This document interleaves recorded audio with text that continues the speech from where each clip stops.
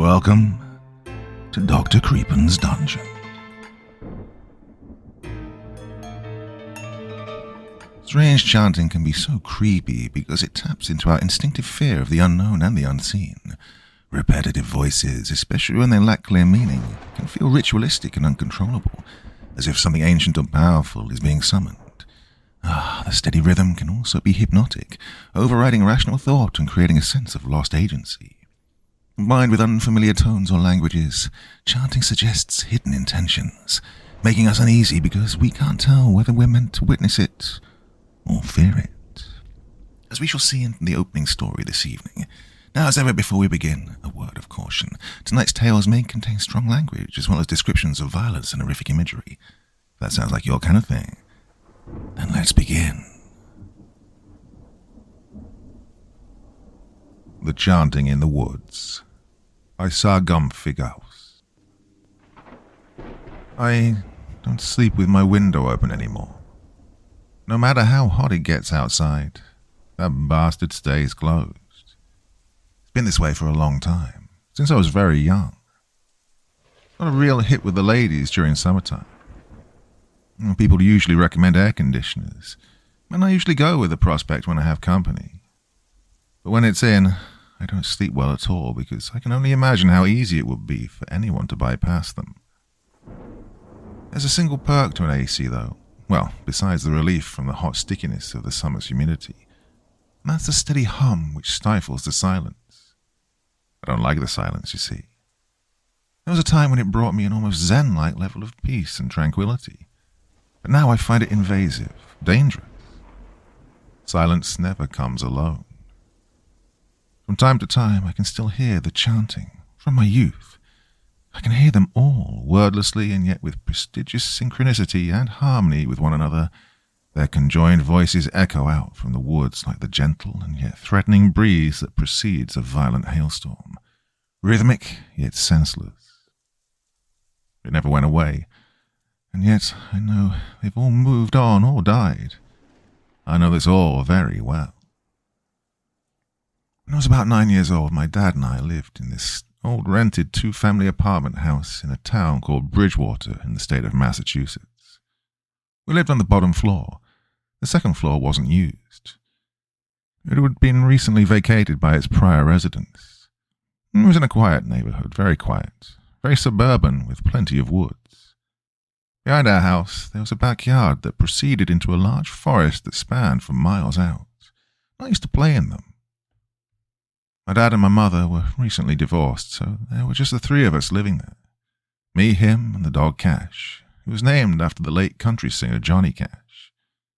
He was an old Scottish terrier, you know the type, ankle-biters with the really ugly bearded faces. They got him as a pup when I was still in diapers, and he was my lifelong friend. He may have been something of an idiot, but at the time he was all I had. I cried and cried when Mom tried to take him. In the end, he was left in my father's care for my sake. Cash and I would spend a lot of time playing in the woods. When you're young, your imagination's a very powerful thing, and the woods had an almost magic quality in terms of supplementation for my imagination. I'd play, build forts, climb trees. One time me and Cash travelled in so far I actually got lost. We were losing daylight as it was October, and the light was fading at a much faster rate. I began to panic, afraid I'd be trapped out here in the pitch black. As we walked around, frantic for landmarks, anything familiar, that's when I saw it. The clearing with a large rock in the centre. It wasn't exactly uncommon to see graffiti and vandalism in the woods. The public forest is known quite well for trees with messages carved into them, names, swastikas, Brad and Jan forever, and a nice cute heart, stuff like that. Not to mention the pseudo-gang name spray-painted on rocks. That was the impression I got of this place. Hangout for older kids. Something wasn't right. Me being only 9, my mind wasn't exactly capable of comprehending the connotations of symbols and other things. Yet there was something really off about these images. I've never seen anything like them before. The surrounding trees had crudely shaped images of what appeared to be a goat-man hybrid, like a stick figure with an unnecessarily detailed goat's head imposed over where you'd expect to see a very basic stick figure face. These images were drawn over and over and over again, all over the trees that surrounded the clearing, almost obsessively so. Not just at the basic human height level, but all up the trees, as if whoever carved them had used a ladder. The rock itself had red markings all over it, letters that I had never seen before. Underneath, though, was written in black spray paint a message I could actually read. It said, "Behold the wisdom of the horned." And below that, there were 5 painted lines. They were all the same height except for the 2 outer lines that were twice the height and spiraled outwards at the top. What really scared me about this place, though, were the dolls. They were hanging from the branches around the clearing.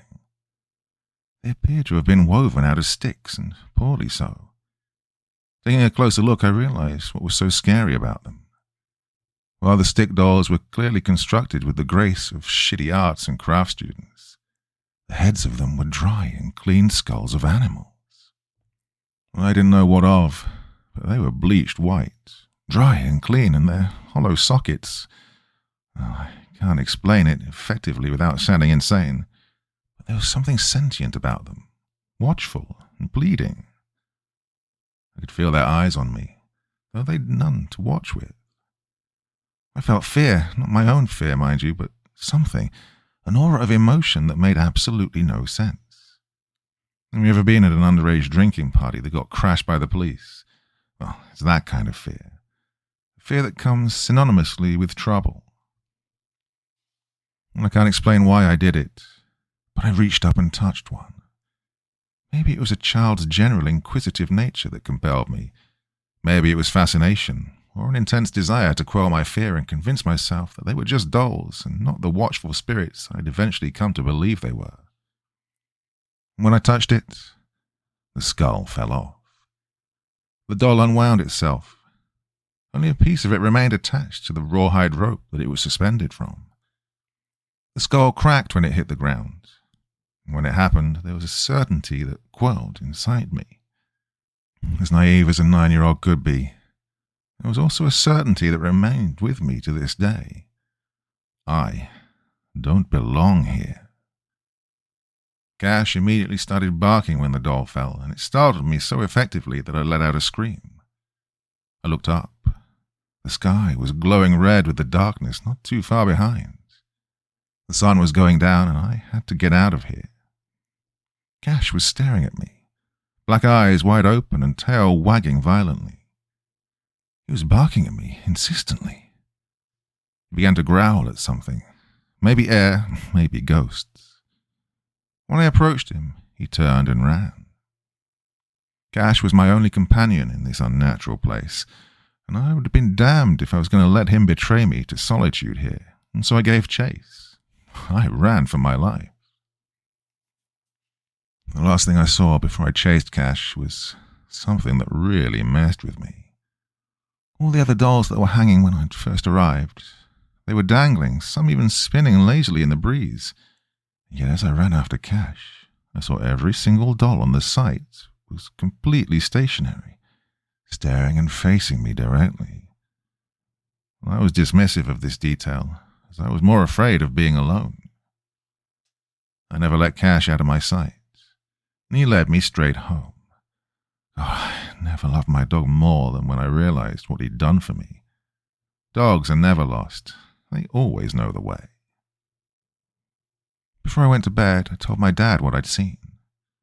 He laughed it off and told me it was just teenagers being punks, and that I should just let it go. I found it comforting and was almost willing to let it go. I even fell asleep without any trouble. But that night was when I heard it for the first time, the noise that would haunt me to this very day. I woke up and could hear noise coming through my window. When I got up and looked out to listen closer, that's when I realized it was chanting. Voices, dozens maybe. They were coming from in the woods. I could hear them loudly and rhythmically. I didn't know what they were saying, but I could tell it was ceremonious, like a hymn you hear people sing in churches, except it felt dark, violent even. I immediately thought about the clearing with the rock, the dolls, the fear. I knew in my bones that the chanting was coming from there. What scared me the most was that it wasn't far. It wasn't far at all. The chanting went on for hours. I just lied there in bed, wide-eyed with fear, listening to it, praying that it would stop. Oh, it wouldn't, though. It went on until 4 a.m. when the early birds began to wake up. I stopped playing in the woods. My dad noticed the behavior immediately and asked if I was all right. I told him about the chanting, and again he shrugged his shoulders and said it was probably teenagers drinking beers and having a party. I asked him why they drink beer and chant the same sound for 5 hours. He told me they weren't chanting, that I'd imagined it, that I should close the window from now on. Well, I probably should have listened to him, but I didn't. Curiosity got the better of me. The next night the chanting began again at exactly 11 o'clock. It seemed louder than before. I couldn't sleep hearing it, but I couldn't bring myself to close the window. I don't know why I thought this way, probably because I was just a child. I dim-wittedly thought at the time that if I closed my window, I wouldn't be able to hear them coming if they decided to break into the house. Yes, the logic is flawed, I know. They'd still be chanting as they emerged from the woods and across my yard, and not be nice and quiet about it, but, well, that's how I thought back then. That's why I couldn't close the window, because I had to know if they were coming. This went on for several days. Every night from 11 to 4, exactly on the dot. Sometimes I could see in the woods, way, way, way out there, a faint glow like the light of a fire. But it was so faint and far in between that I didn't know whether to acknowledge or dismiss it as a trick of my own eyes. Other times I would successfully fall asleep due to exhaustion, only to wake up several hours later in panic, still able to hear it. I asked my dad if Cash could come sleep in my room on the 3rd night, and he said it'd be fine. Well, it felt better knowing I had the dog to keep me company while I'd hear this noise. And better yet, if I could hear them coming, he would too, then be a dog about it and start barking out the window at them. I anticipated a good night's sleep and even felt silly for not thinking about this solution earlier. I fell asleep at 8, with Cash sleeping at the foot of my bed. I woke up at 11:15 to Cash barking. He was on his 2 hind legs, tail wagging spastically, and he was barking out of the window, ears pointing up.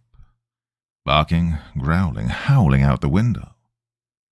I immediately got out of bed and looked out the window towards the woods. Nothing. Nothing at all.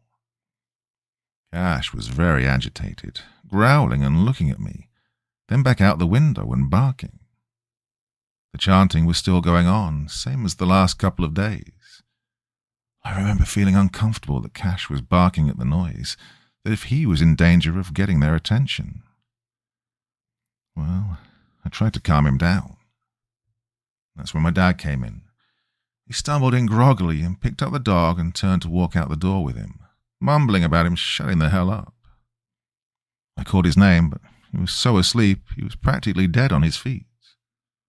I screamed at him, "Dad, the woods!" That got his attention. He turned around and walked up to me, looked out the window and then back at me. "This again," he mumbled. "Look, boy, it's just your imagination." "No, listen, that's what Cash was going crazy about. There are people singing in the woods. Just listen." He looked carefully out the window. Cash was growling in his arms as his head turned out the window. I listened too, but there was nothing. No sound. Total silence. I couldn't believe it. Could this have been a coincidence?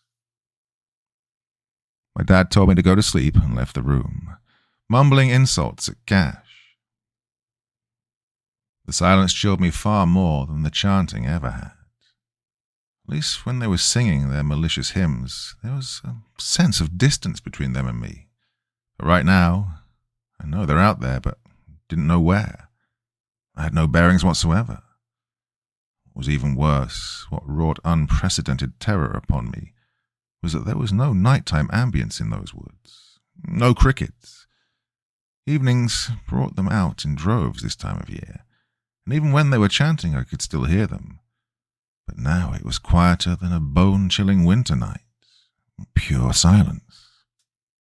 How long did I stare out that window at those woods across my backyard? Well, I have no idea, but when I woke up the next day, I was still sitting in the chair I'd planted right by it. Part 2. That morning over breakfast, I insisted that there was really chanting out there, but my dad wasn't hearing any of it. He put his foot down and told me he wouldn't hear any more of this, that I needed to grow up and take responsibility and stop being so afraid all the time. You know, typical tough guy dad shit. I didn't even bother to bring up the lack of crickets, knowing full well that he'd have made up an explanation for that as well. And so I kept quiet and ate my breakfast. Later that day, I was waiting for my mum to pick me up at the end of my dad's driveway to bring me to my grandma's house where she was currently living. It was Friday and my mum had me on the weekends. As I was waiting, a large black pickup truck was passing by the house very slowly. It came to a stop right in front of me. There were 2 men in the truck, older, about my dad's age. First I thought maybe they were friends of his, but this thought didn't last. The driver rolled down his window and looked at me. He was bald and was wearing abnormally slim sunglasses. He was smoking a thin cigar or cigarillo. I remember the strong smell of it. He looked at me as if he was sizing me up, investigating for a moment until finally he smiled at me and reached over and hit his friend on the shoulder and pointed me out to him. He too was bald and wearing the same sunglasses. They said something to each other, and then the driver looked back at me with a terrible smile and drove away, waving slowly at me as he did so. They passed me by 3 more times before my mum finally picked me up. I didn't give those 2 any thought. I just took comfort in the thought that I'd be sleeping somewhere else for the next couple of nights. The weekend went by without a hitch. Sleeping over at Grandma's house was such a relief. When I told her and Mum about the voices in the woods, they just looked at each other and told me to tell Dad about it. Frustrated, I argued that I did, but it was pointless. She too used the, "it's just your imagination" crap, same as Dad. Not once during the whole experience did the memory leave my mind, of the 2 men in the truck or the distant chanting. Soon enough, I would have to return.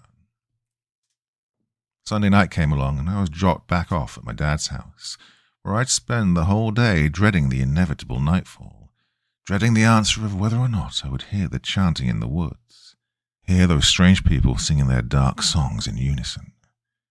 Well, I begged my dad to let me keep Cash in the room with me tonight, but he said no, leaving me to face what happened next alone. So, come bedtime, I was sitting on my chair by the window, staring into the darkness until the hour came. I stayed up until 11, expecting to hear it. But what I got was silence. No singing, no crickets either. Just pure silence. I couldn't tell if I was relieved or terrified. Maybe they'd moved on, all of them. Maybe they went somewhere else to play their creepy games. Well, it took some self-convincing, but I managed to calm myself to such a state of mind where I could actually go to sleep, knowing that I was safe. Reluctantly, I crawled into my bed and closed my eyes. I woke up to the most bone-chillingly fucked up thing I'd ever seen. It was surreal. The freaking image of it every time I slept. My brain immediately surged itself into full function, beyond consciousness and straight into full-fledged fight-or-flight mode, as a cold, rough hand forced its way over my mouth and shoved my face into my own mattress. I felt a body much larger than mine bear down on me. I felt the jagged kneecap ram itself directly into my stomach, as I was then pulled out of my bed and wrestled into a standing position, the cold hand still holding my mouth shut. another hand wedging my left hand directly behind my back and pulling upwards until the pain became so unbearable I thought my arm was going to come off. "Shh," a voice whispered into my ear. His breath was ice cold. "Yes," said another voice across the room. My eyes were well adjusted to the darkness as it was, and I could see, through the moonlight shining into my now opened window, a man wearing a horrible mask. At first I thought he had the head of a goat, but I knew better. The goat stared with lifeless marbles where its eyes should have been. His head was a mask made out of the severed head of a goat, or a ram, not properly stuffed, half rotted. Its horns curled into spirals jutting out of its head, and random patches of the fur were missing, simply to show raw, blistering skin. I tried to scream, but the hand over my mouth tightened its grip. My arm behind my back pulled to near breaking point. "Scream, and we will kill you," the voice whispered into my ear. My eyes they wouldn't break away from that horrible person wearing the severed goat's head as a mask. He was shirtless, wearing a necklace of what appeared to be bones. He was horribly emaciated, and there were markings all up and down his torso. In his right hand he held a knife about the size of my forearm. Its build wasn't like any knife I'd ever seen. He took a step closer to me and pressed it up against my throat. The steel was bitterly cold, and the tip of the blade was sharper than anything I'd ever felt. It'd take less than 4 ounces of pressure to open my throat with it, and they knew that I knew it. I couldn't cry. I couldn't even breathe. In its other hand, it held a basic candle. "Tomorrow," the thing said, his voice muffled by the lifeless dead goat mask. "You will exit your house at midnight. You'll light this candle, place it on the ground in the center of your yard. You'll sit behind it, legs crossed, right foot on top of your left knee, and vice versa. If you don't do this," the voice whispered into my ear, "the blood of your loved ones will be on your hands." The goat man quickly retreated the blade from my neck, and I don't remember what happened next. I remember waking up in my bed, panting and crying. My dad came in to see what was wrong with me, and when I told him, he told me it was just a nightmare. At this point, he sat down at the end of my bed. He looked very wary, like he didn't want to say what he was about to say. He rubbed his eyes with his fists and wearily explained to me that this was all just me stressing out over the divorce, that maybe we should look into talking to a therapist about these voices and hallucinations I'd been having. I remember feeling so betrayed, so alone by the unfairness of that. I argued with him that everything I was seeing and hearing was true, but it was too late.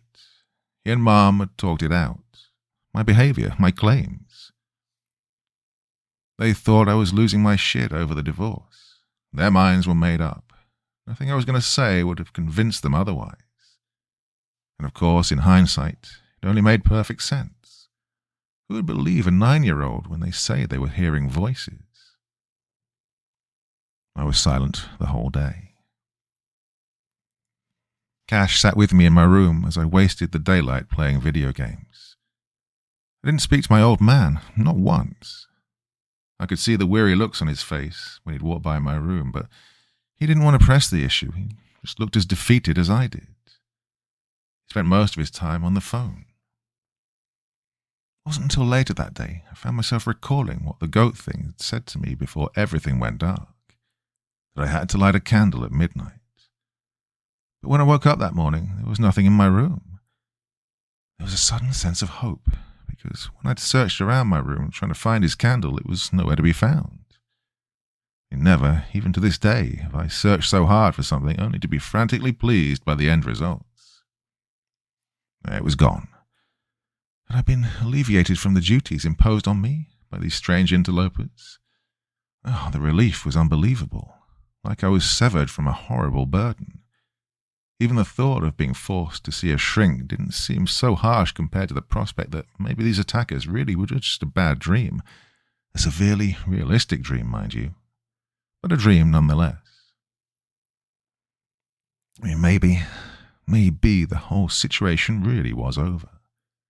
Maybe these horrible people did move on, and that the goat man was simply a mental projection of my own imaginative expectation towards whatever it was that those unnatural proceedings just beyond my sights were. You know, speculation. When nightfall came, for the first time in a week, I felt no fear at the prospect of it. Well, that felt good, like things were getting back to normal. But I was wrong. I was so wrong. When I placed my head on my pillow, eyes already closing, consciousness already drifting away, I felt a lump under my pillow. Curiously, I reached down there and felt something long and smooth. I pulled out a candle, a tall, thin wax candle with a nice long wick. It was red, just like the one that the goat man was holding. My heart sank, my mouth went dry, and tears ran down my cheeks, and in that moment I relived the entirety of last night all over again, down to the very last detail where the guy holding me whispered in my ear how the blood of the ones I loved would be on my hands. And suddenly, I was back in hell. I was back in the realm of terror. How did they get the candle under my pillow? Had I overlooked it this whole time? I laid in bed until midnight. I didn't dare close my eyes for fear of being held at knife point again, for fear of coming face to face with that horrible goat creature. The night was silent. No crickets, no birds, nothing. Dead silence. I could see that it had turned 12:01. The memory of the goat mask in my mind, uttering its instructions to me over and over again. Go outside, light the candle, sit behind it. Do it, or the blood of my loved ones would be on my hands. At the time, I didn't know what it meant to have blood on your hands. The following day, I'd learn exactly what it meant.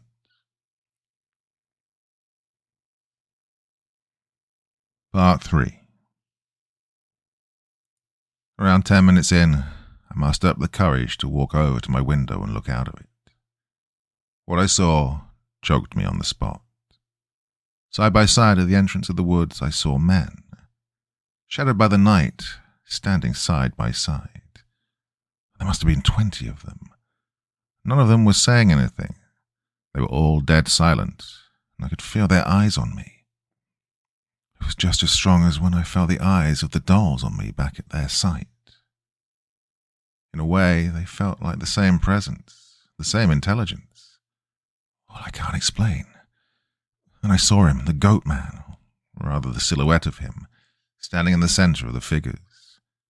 He was still, and still as a stone, but I could make out that face shape.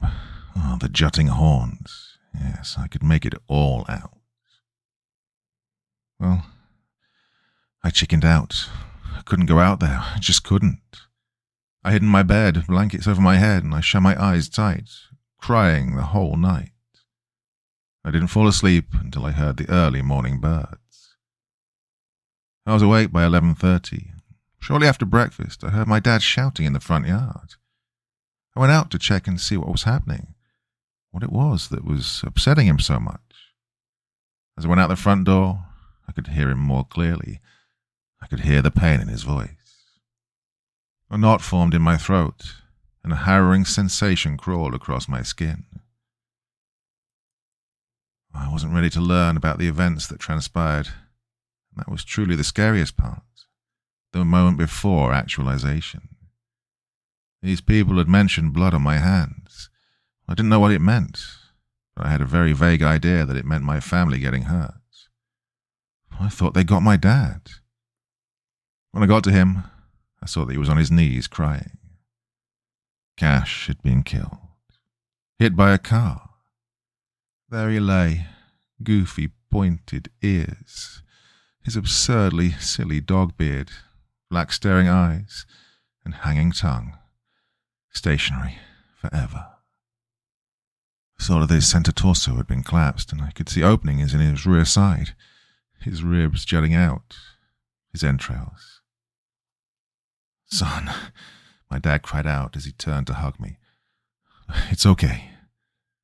He quickly led me back into the house, away from Cash's lifeless body, away from my best friend, dead and mutilated on the side of the road. The last thing I remember seeing as I was brought into the house was a large pickup truck driving by slowly. I saw the same two bald men, as old as Dad, staring at me through oddly slim sunglasses. I saw blood on the front tire, and I saw the driver point directly at me. Cash's death was my fault. As I said that out loud, my dad held me tight and said with stone-cold certainty that it wasn't my fault, that sometimes these things happen. He told me exactly what you'd expect a father to tell his kid when their pet is killed in a random and seemingly pointless accident. But I knew better. The people in the woods had killed Cash, and it was all because I didn't do what they said. Because I was a coward. His blood was on my hands, just as they said it would be. When I went into my room to cry, I saw outside my window a man in the center of the backyard. A man with no shirt on. He was wearing a mask made out of a severed goat's head, hollowed out on the inside. In the daylight, it was far more disturbing to see because I could almost smell the lack of sanitation it had to have exerted. I could see that it was surrounded by flies, but even worse than that, I saw a note it was holding up. A piece of paper with a single word written across it. Midnight. Well, I couldn't handle it. I ran outside to chase him down, but when I got out there, he was gone. My hate and anger somehow superseded my guilt and sadness because I ran far into the woods before realizing that this time if I got lost, I wouldn't have Cash to lead me back to the house. I'd be all alone. No, I would have whatever was in there with me. I could feel eyes in here. I could feel eyes everywhere. My every move was being watched, from the autumn canopy to the bushes just yards away. I knew I was surrounded in here, and as my senses came more clear from the adrenaline-fueled rage I was experiencing, I realized that it was getting stronger by the minute. Then I noticed the smell. Ugh, the stench. At the time I thought it smelled like bagged milk, or bologna left in the refrigerator for too long. It was strong, too strong. My eyes began to water, and I could feel my stomach begin to turn. How could a smell be so painful to endure? Then it occurred to me. They'd killed my best friend. There was only one more life they could take. My dad's. The presence became stronger. I could hear whispering in the wind. The smell grew more powerful with every breath. Any second I was certain I'd be overwhelmed by God knows what. I realized that if I didn't do what they demanded of me, I'd be taken here and now. What could I have done? I shook my head and began to cry. Okay, I'll do it. The relief was instantaneous. The woods became brighter, the smell gone, the feeling of being watched replaced by what could only be described as serenity. The forest went from a den of unspeakable terror to a place of, well, it was just woods again, just as it always was. I came back home and helped my dad dig Cash's grave. We said our goodbyes and buried him. He made up a cute dog-bone-shaped tombstone out of the leftover wood from his old workshop, and that was that. My mum came over that day, and we all went out to dinner, and the food was the best I ever had. We gave Cash a little toast, and that was that. In the back of my mind was midnight. Midnight. I spent another silent night staring at my clock, watching the numbers transform every 60 seconds. Oh, the wait was agonizing. Each passing minute was like a minute removed from my life. That night I was certain that I was going to die. And I was trapped. They would have killed my parents if I tried anything. Killing Cash made that entirely too clear to me. 11:55. 11:56. 11:57. 11:58. 11:59. I looked out the window. There they all were, side by side, shadows of people, and the goat man in the center. All their eyes were on me. I looked at the clock. Midnight. I looked back out the window, and they were all gone. They knew, yes, they knew I was going to come out tonight. They'd killed my dog, and then threatening to kill me on the spot after I followed them into the woods. They knew that I was broken. They knew my spirit was shattered, and that I was more afraid of what would happen if I didn't come out over what would happen if I did. I grabbed the candle and walked into my backyard. The darkness was thick, thicker than usual, and the smell, sour milk, spoiled lunch meat, blood, rot, decay, shit, puke, bile, and death. My skin began to crawl, and a shiver took me over. Breathing became difficult.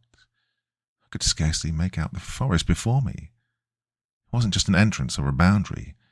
It was a living, breathing thing, and it was anticipating my every movement. As I took a step into my yard, a jolt of terror shot through me as I passed through the motion sensors and activated the backyard light. There was relief in the light. Safety at least. For a little while, anyways. I used my father's lighter to spark up the candle. I planted it into the cold, dewy grass and sat down nice and slowly, ready to cross my legs. I never sat in the full position that I was instructed to because, as I was in the process of sitting down, I saw it. 2 green eyes. Have you ever shined your light directly on an animal's face way off in the distance in the dead of night? At a distance where it was too far away to make out what it looks like, but not far enough for their eyes to not catch and reflect the light. Well, this is exactly what I saw. Except it seemed to be high above the ground, higher than a coyote's height, and higher even than a human's height. It appeared to be pacing back and forth in the woods. I could hear the leaves shuffling with each step it was taking, constantly coming in and out of existence due to the unseen trees eclipsing those glowing shards of light, those glaring eyes. They must have been reflecting off of the backyard light. I could hear it breathing. It sounded painful to me.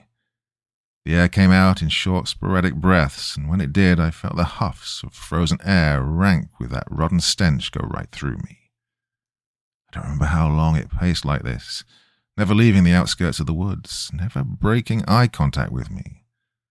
Every now and then it would stop and lower closer to the ground, until its eyes were level with me.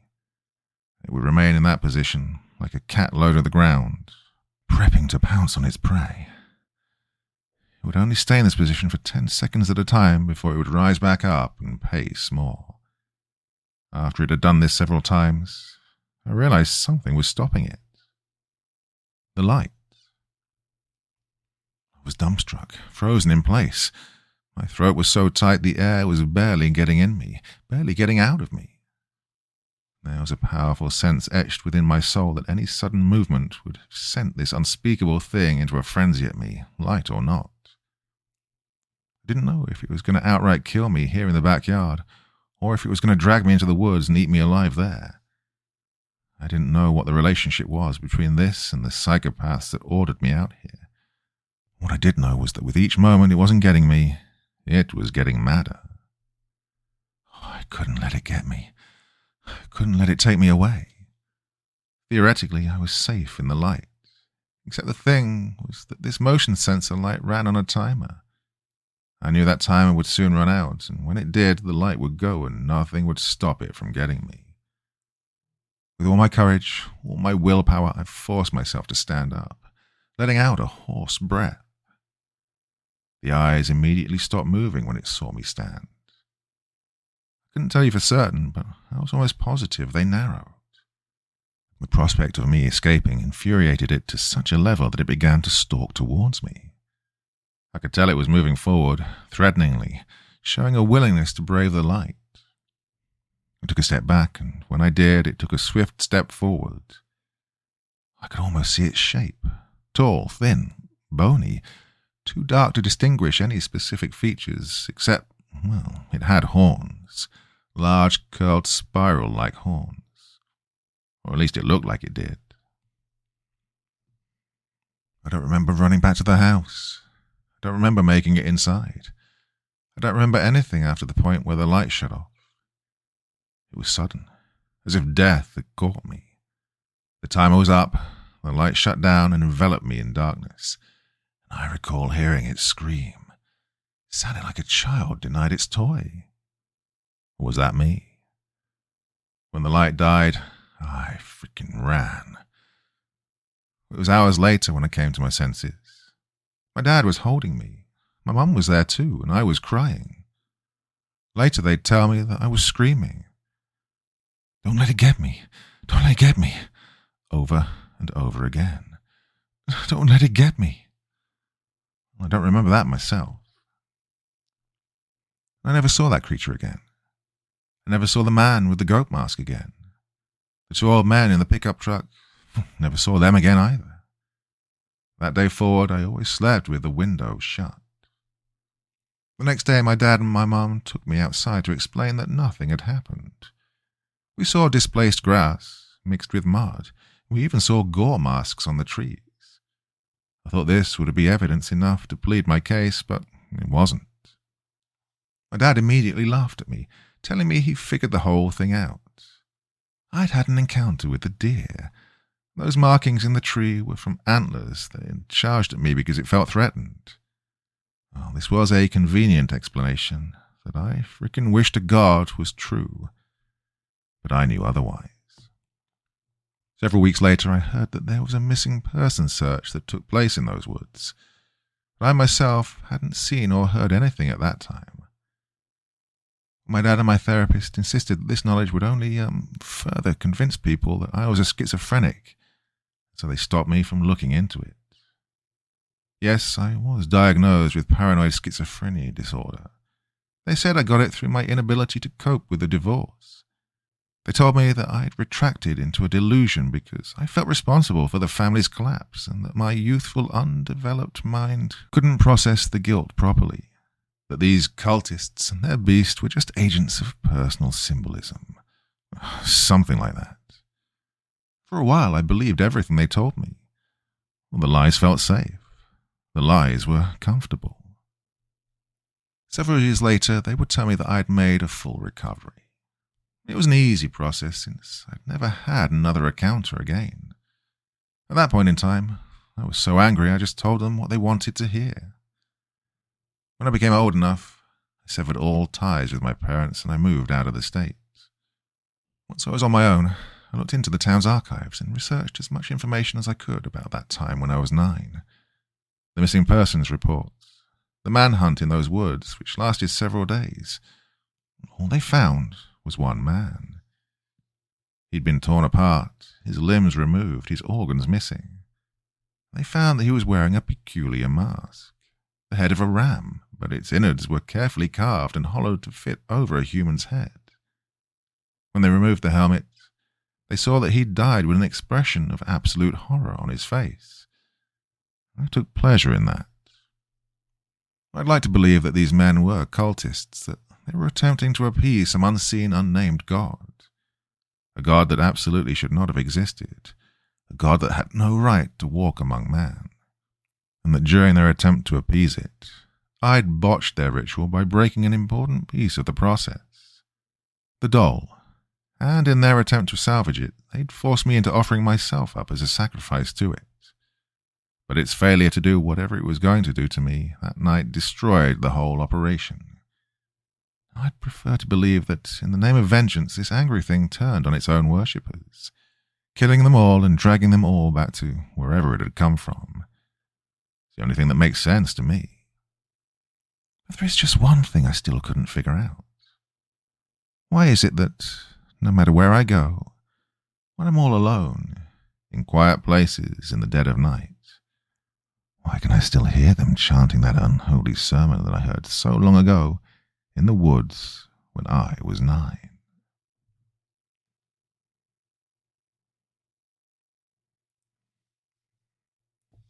Charles Bonnet Syndrome by Mr. Stuff. I suffer with a condition called Charles Bonnet Syndrome, or visual release hallucinations if you want to get more technical. It's a condition that's far more common than you might realize. It's estimated that as many as half of people with gradual loss of vision will experience one or more bouts over their lifetime. Yet I'm willing to bet that most of you have never heard of it. The reason for that is because most sufferers are scared to tell anybody what we experience. I know I was. But I'm getting ahead of myself. My name is Andrew, and I'm 26. 2 years ago I woke up with awful blurred vision, every single edge and detail clouded as if somebody had smeared Vaseline on a camera lens. And it never got better. I was scared then and got over to Dr. Harper's surgery as fast as I could, suddenly needing to take a cab rather than climb in the car I'd driven without incident ever since I'd bought it 3 years prior. Well, the doctor did some tests, asked me some questions. Have you been much thirstier lately? How often do you urinate? How would you describe your tiredness levels? And then gave me the diagnosis that changed my life forever. Diabetes, type 1. He explained that I would need to take insulin shots with every meal, that eating the wrong foods without monitoring my blood sugar could see me drop into a coma, or worse. And then he got to my eyes. Andrew, your diabetes has resulted in maculopathy. Do you know what that is? I shook my head dumbly, already reeling with the shock of my diagnosis. Dr. Harper went on. That's when the diabetes affects the blood vessels at the back of your eye, blocking them and causing them to leak into the macula, the central part of your retina that helps you perceive color and fine detail. When these blood vessels leak into the macula, it can cause significant damage. With a lump in my throat, I asked, "Okay, so, how do I make this better?" I couldn't see Harper's face properly when he spoke, but his tone of voice was enough to tell me what I'd been dreading. "I'm sorry, Andrew," he replied gravely. "Perhaps if we caught this a little sooner, we might have had some treatment options available to us, but I'm afraid the damage has been pretty extensive. We can take steps to arrest the development of the condition, but I'm afraid it's irreversible." I felt as if my world had come crashing down around me. I was just 24, still at my physical peak. I was active, playing basketball and cycling a couple of times a week. And my health, my body and my sight had been taken from me. The first 6 months were tough. I broke up with my girlfriend, a sweet girl called Holly, who tried to make it work but couldn't because I was so damn angry all the time. I lost my job because if there's one thing an architect needs, it's his eyes. I even fell out with a lot of my friends, making excuses to not meet with them until they stopped asking. In truth, it was jealousy on my part, envy that they got to keep on living while everything I'd ever hoped for had been snatched away. I became a recluse, never leaving my apartment, barely bothering to wash, shave, or get dressed each day. I was so sure that my life was over, I stopped even trying to live it. I was an asshole. Well, it took me a long time to realize this, but in the end it was the nurse assigned to visit me at home, a tall, no-nonsense, experienced woman called Lois, who brought this to my attention. "You're an asshole," she said. "What?" I gasped, shocked at her language. "So you've got diabetes. Do you know how many people do?" she asked. Then, before waiting for my answer, she continued. "Do you think they all hide in their apartments, refusing to get on with their lives? Losing your vision is a terrible thing, and you do have my sympathy, but, Andrew, it's no excuse to give up." "Yeah, but you don't," I argued, trying to defend myself, but she hadn't finished. "Understand?" she growled. "One of the bravest men I know was paralyzed from the neck down when he was just a child, and he hasn't given up. You can do so much more with your life. You have people that want to help you do that. But you can't even be bothered to shave that ugly frickin' beard off. Stop being a crybaby and make a frickin' difference." Of course, it didn't happen overnight, and I argued with her. I was furious at her blunt insensitivity and told her to leave. I said I'd tell her superiors, but she laughed and told me I wouldn't. "You won't because you're a smart guy and you've got too much pride for that," she said. "I'll see you next week." That night, I shaved. I opened my curtains and actually looked around. Things were blurry, but when I really looked, I could see the things scattered around my home, the mess I'd let it become.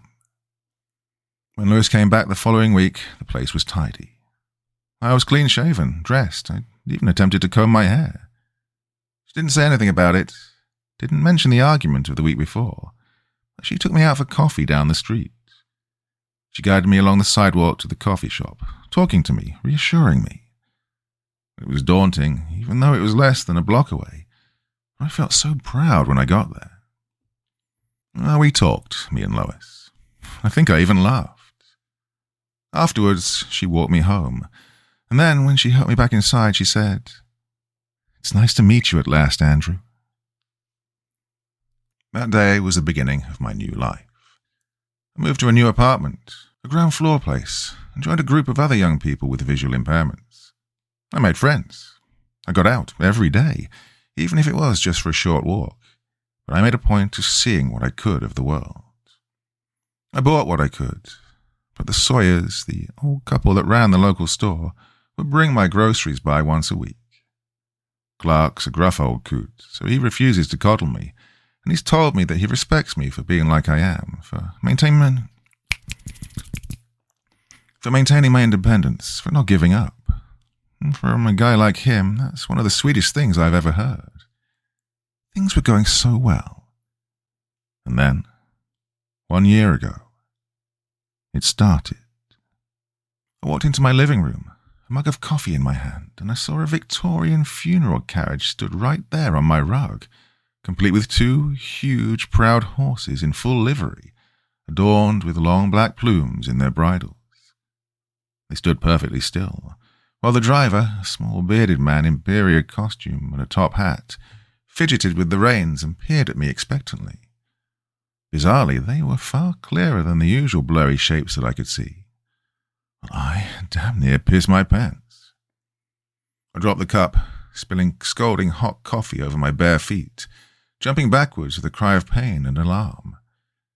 When I returned my attention to the horses and carriage back in the room, they were gone. In that moment, I wondered if I was going mad. Apparently most of us do, which is understandable. How would you feel if you'd seen that exact same sight in your home? Well, unless you're Jack the Ripper, I imagine many of you do not have a coach and horses just laying around. I certainly didn't. Eventually, after much quiet swearing to myself, and more than a little self-delusion, I managed to convince myself that I had not seen what I thought I had, that it was merely a very vivid daydream. This seemed to work, and I got on with living, even if I entered that same room a little more cautiously in the days that followed. And finally, I forgot about it.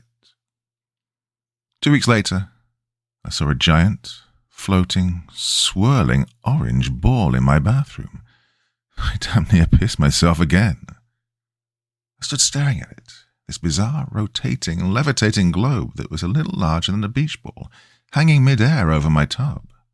Open mouthed for a full 10 seconds, before finally screwing my eyelids tightly closed and whispering to myself, "That isn't there. That isn't there." After 5 seconds, I opened my eyes again.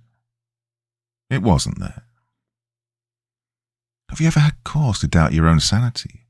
To wonder whether what you perceive is truly there, or if your mind has betrayed you?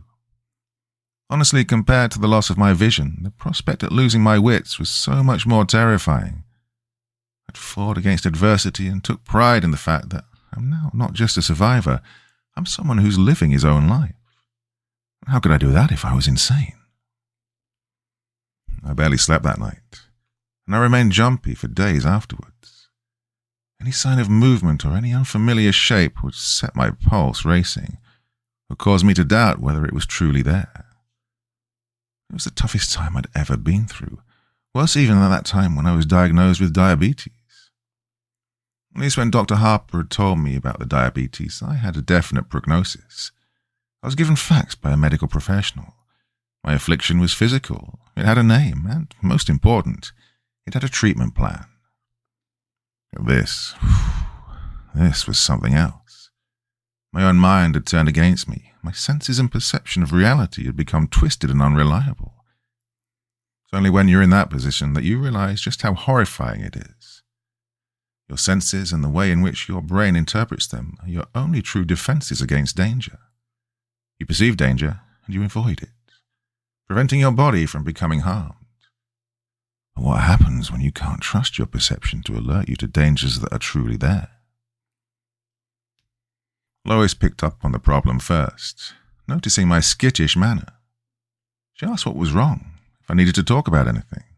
But I told her no, I was fine, but I hadn't been sleeping well. Well, that last part was true. I hadn't been able to sleep a wink. Just the very thought of being institutionalized, spending the rest of my days a sedated, blue pajama-clad zombie in a white room with only the echoing cries of my fellow inmates for company, well, that terrified me beyond measure. But what was the alternative? Live life as a risk to myself and others? Ultimately, I chose to ignore it.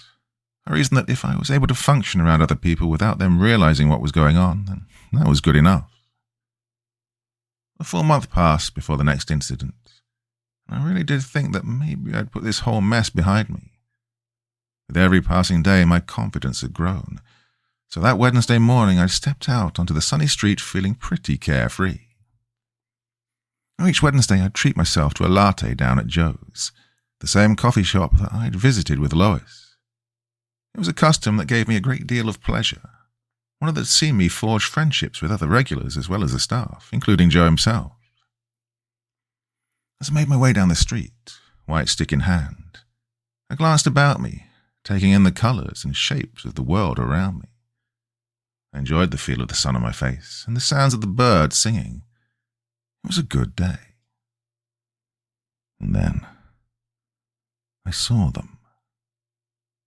A party of pilgrims, 6 of them all dressed in settler-era attire, sitting cross-legged on the asphalt.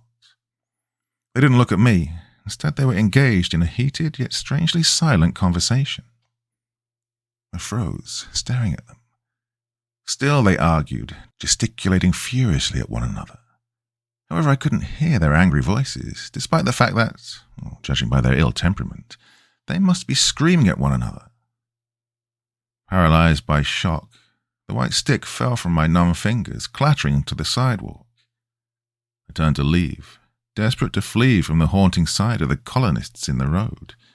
But I was so panicked, in such a hurry, that I stepped on my cane. It rolled underfoot, and before I knew it, I pitched over, tumbling too hard to the ground below. I didn't quite break my fall in time, banging my cheek hard on the floor and skinning my palms. I heard a cry from a passerby, a friendly, concerned woman who rushed to my side. She knelt beside me, helping me up, applying a Kleenex to my throbbing cheek, which she informed me was bleeding. I tried to tell her that I was okay, that there was nothing to worry about, but this good Samaritan insisted on driving me to Dr. Harper's office to get my injuries looked at. Part 2. Now I think back to it, I'm pretty sure that she knew my obvious distress was nothing to do with the fall. At the time I was embarrassed and angry, but now I realize I owe her a debt of gratitude. Without her intervention, I don't know how much longer this would have gone on before I cracked up and ended up in an asylum after breaking down through sheer stress. Andrew, why don't you tell me what happened? Dr. Harper asked, gently dabbing at my cheek with disinfectant. I explained that I'd just lost my balance, that no harm was done, but I think she saw through my feeble protestations and my underlying agitation. He didn't press, he didn't force the matter. He simply asked what might have caused my clumsiness. Then he asked how I'd been as of late.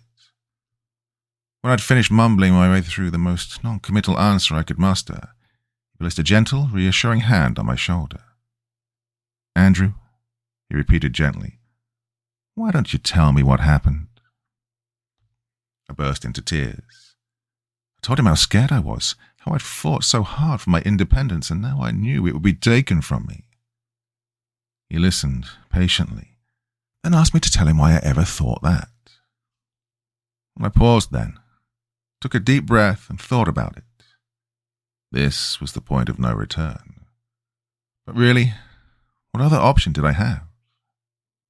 So with tears running down my cheeks, I told Dr. Harper everything.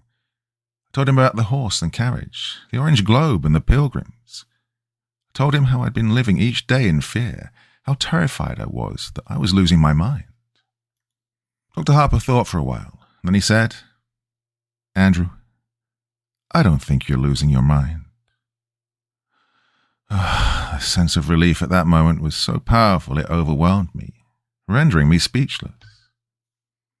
"You say that even though you've seen these things, you never heard any noise from them.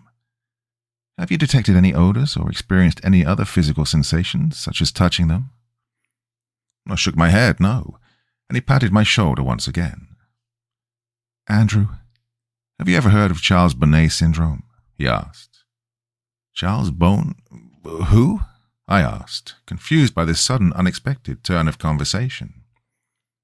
"Okay, let me explain," Dr. Harper said kindly. Charles Bonnet was a Swiss naturalist who was born in the 1700s. He discovered a curious condition in his elderly grandfather, who was nearly completely blind due to cataracts.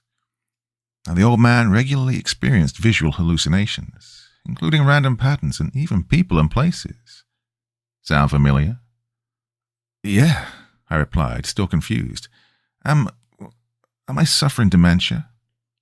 "No, Andrew, not at all," Dr. Harper reassured me. "Do you know how perception works? Now, in layman's terms, your eyes take light in via the iris and pupil, which is then processed via the retina and translated into electrical signals, which are decoded by the brain, which simply organizes these signals into recognizable images. With me so far?"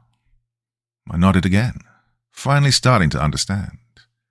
When the retina becomes damaged, such as those that have undergone macular degeneration, those signals become warped and jumbled, Dr. Harper went on.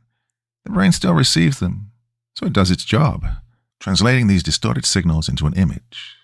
It kind of fills the gaps in for you. Sometimes it fills these gaps in with colors, patterns, creatures, and places that aren't present. And this is called Charles Bonnet syndrome. Well, I nearly wept with relief. "So I'm not mad," I cried. "Not at all," the doctor replied. "This is an entirely physical condition. Your mind is in full working order. If you were suffering any form of mental illness, your delusions wouldn't be limited to just this one sense. You'd hear these interlopers, smell them, even feel them. Now, this is a condition solely related to your eyes, not your brain." As I left Dr. Harper's office, I felt as if a weight had been lifted from my shoulders. Sure, my vision was still an issue, but now I knew it was only a problem with my eyes, not my mind. I knew I could handle the situation. I was ready to face the world again. Since then, I've seen plenty of weird visions. I saw a huge waterfall in the park, complete with a hazy mist and butterflies flitting about it. I saw a Native American warrior, complete with a huge feather headdress, sitting at a stool at the counter in the coffee shop. I saw an intricate and quite impossible structure of scaffolding crisscrossing the entire front of my apartment block. Hell, on the 4th of July last year, I even saw a great swooping green dragon in the sky, twisting and cavorting through the air overhead. All looked utterly and completely real, yet now I knew that they were simply tricks of the eye. They were no longer disturbing. In fact, I actually came to quite enjoy them, even looking at them as unique and entertaining little shows or works of art that existed purely for my pleasure and nobody else's. I came to welcome them. And then, a month ago, I saw her. It was nighttime. It's always nighttime when I see her, and I was just getting ready for bed. I walked into the kitchen to get myself a glass of water, and actually cried out in alarm when I spotted the figure in the corner. She was tall, by far the tallest woman I'd ever seen, and even though she stood hunched, she still had at least 6 inches on me. I was used to seeing characters in dated and bizarre dress, but this was different somehow. didn't seem like an outfit from any one time, instead a bizarre mishmash of items. She wore a tuxedo jacket, figure-hugging and black, tailored to the female body shape, over a dirty old ruffled dress shirt. To complete the ensemble, she wore a bright red bow tie. On her hands, which she held out to either side as if shrugging, or maybe feeling for rain, she wore dirty white gloves. Her fingers were disproportionately long, almost spidery, and occasionally they twitched, as if she longed to grip and squeeze something in them. On her lower half she wore shorts the same crimson as her bow tie, over opaque black nylons. Her legs were long, lithe, attractive, if truth be told, the legs of a dancer. She also wore red heels, the same hue as her shorts and bow tie, but they sparkled and shimmered, bringing to mind Julie Gardner's ruby slippers from The Wizard of Oz. As strange as this ensemble was, I couldn't tear my eyes from her face. Most of it was obscured by a jaunty bowler hat, tipped and tilted to hide her eyes and nose, but beneath the brim of her hat I could see the deathly pale skin of her face and a grin that sent shivers down my spine. It was wide, too wide, with entirely too many teeth. A smile is meant to be an expression of warmth. It's meant to feel welcoming and benevolent. But the look on this woman's face oozed malice. It felt much like the sort of glee I'd expect from a snake as it corners a rat. It was that she had a third arm sprouting from her back, curled up and over her head like a scorpion's tail. It was longer than any arm should be, and the hand only had 3 fingers like a claw. It was pointed straight at me, and as I swore in dismay and stumbled sideways, it seemed to track my movement. I stood staring at the creepy figure for a few seconds, trying to get my head around the situation. She just stood there in the corner, grinning back. Finally, I realized that this was just another of my hallucinations, and breathed an audible sigh of relief. One of the tricks I've picked up over the months of suffering with Charles Bonnet syndrome is to break the line of vision toward whichever stimulus is causing my brain to interpret the images into hallucinations.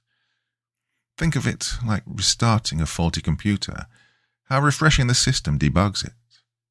And to this end, I close my eyes and count to 5. Then, when I reopen them, the hallucination is gone. So, as I stared at the horrifying, malformed figure in my kitchen, I knew that to make the image go away, I simply had to close my eyes. I'll be honest here. When I counted to 5, I hesitated a little before opening my eyes. If I'd opened my eyes and she'd still been stood there, smiling that wicked smile at me, I think I might have had a heart attack.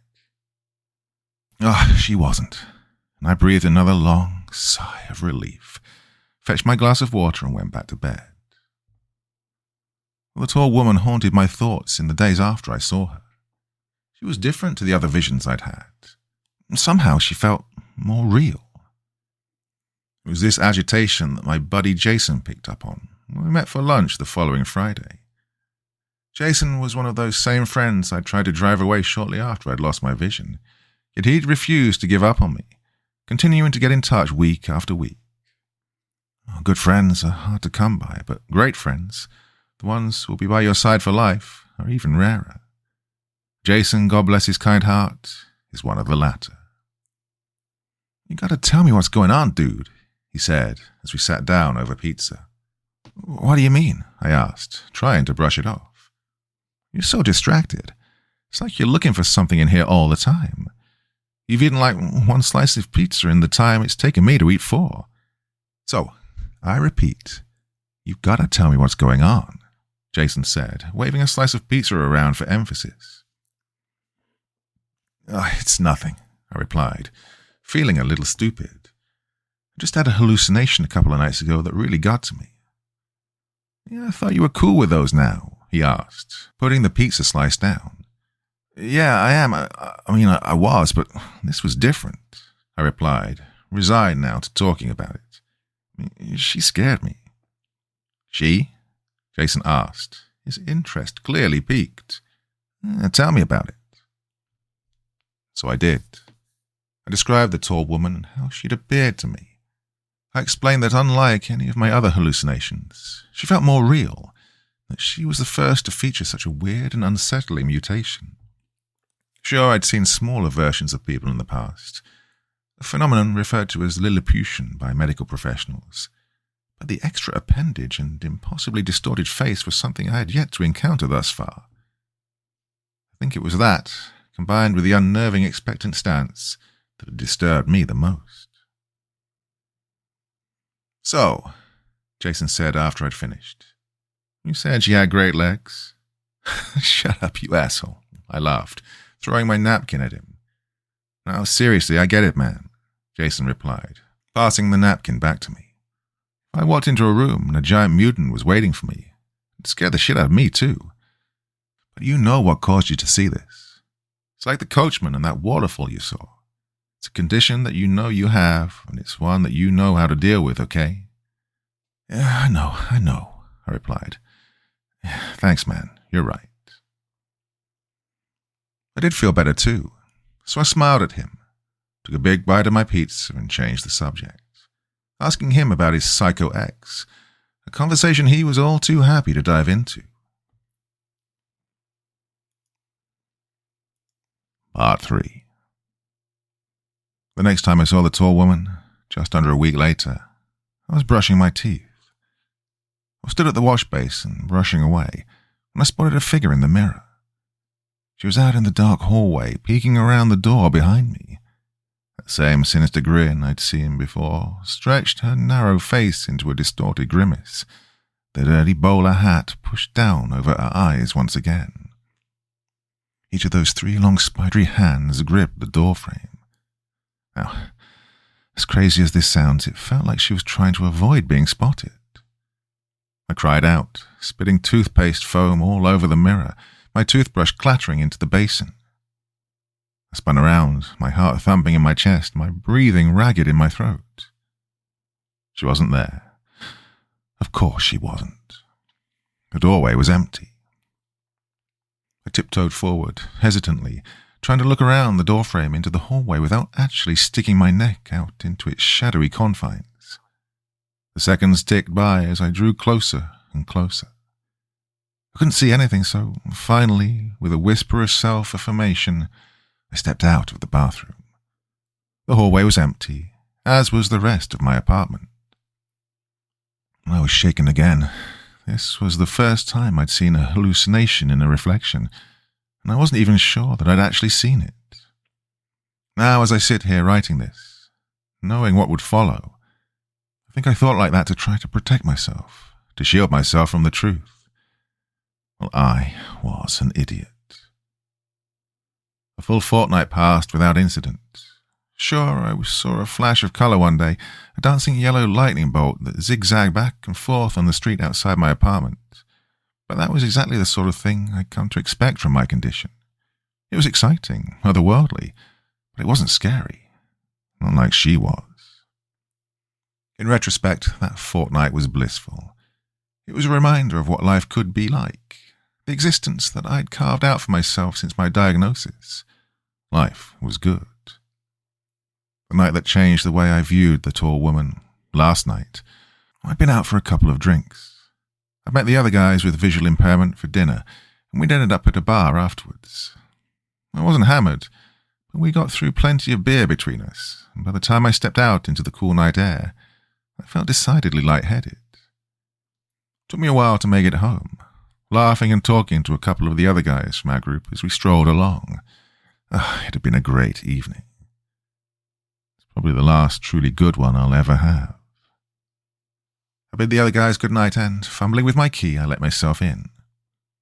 With swaying steps, I strolled into my hallway, slamming the door a little too loudly behind me. I took off my jacket, hung it on the hook by the door, then hit the light switch.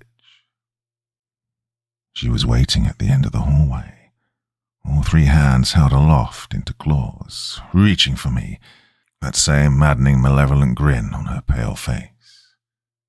I swore again, louder than ever, actually jumping back a step, recoiling from the impossibly tall and terrifying figure lying in wait in my own home. The tall woman didn't move. She just stood there staring and smiling at me. I stared back, but I sure as hell didn't smile. Jesus Christ, I muttered under my breath. You know how you can feel a little paranoid after a few beers? That feeling of non-specific post-alcohol dread?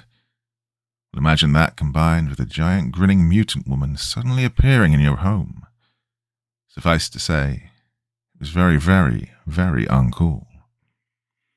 I do not need this, I sighed and closed my eyes. 1, 2, 3, 4, 5.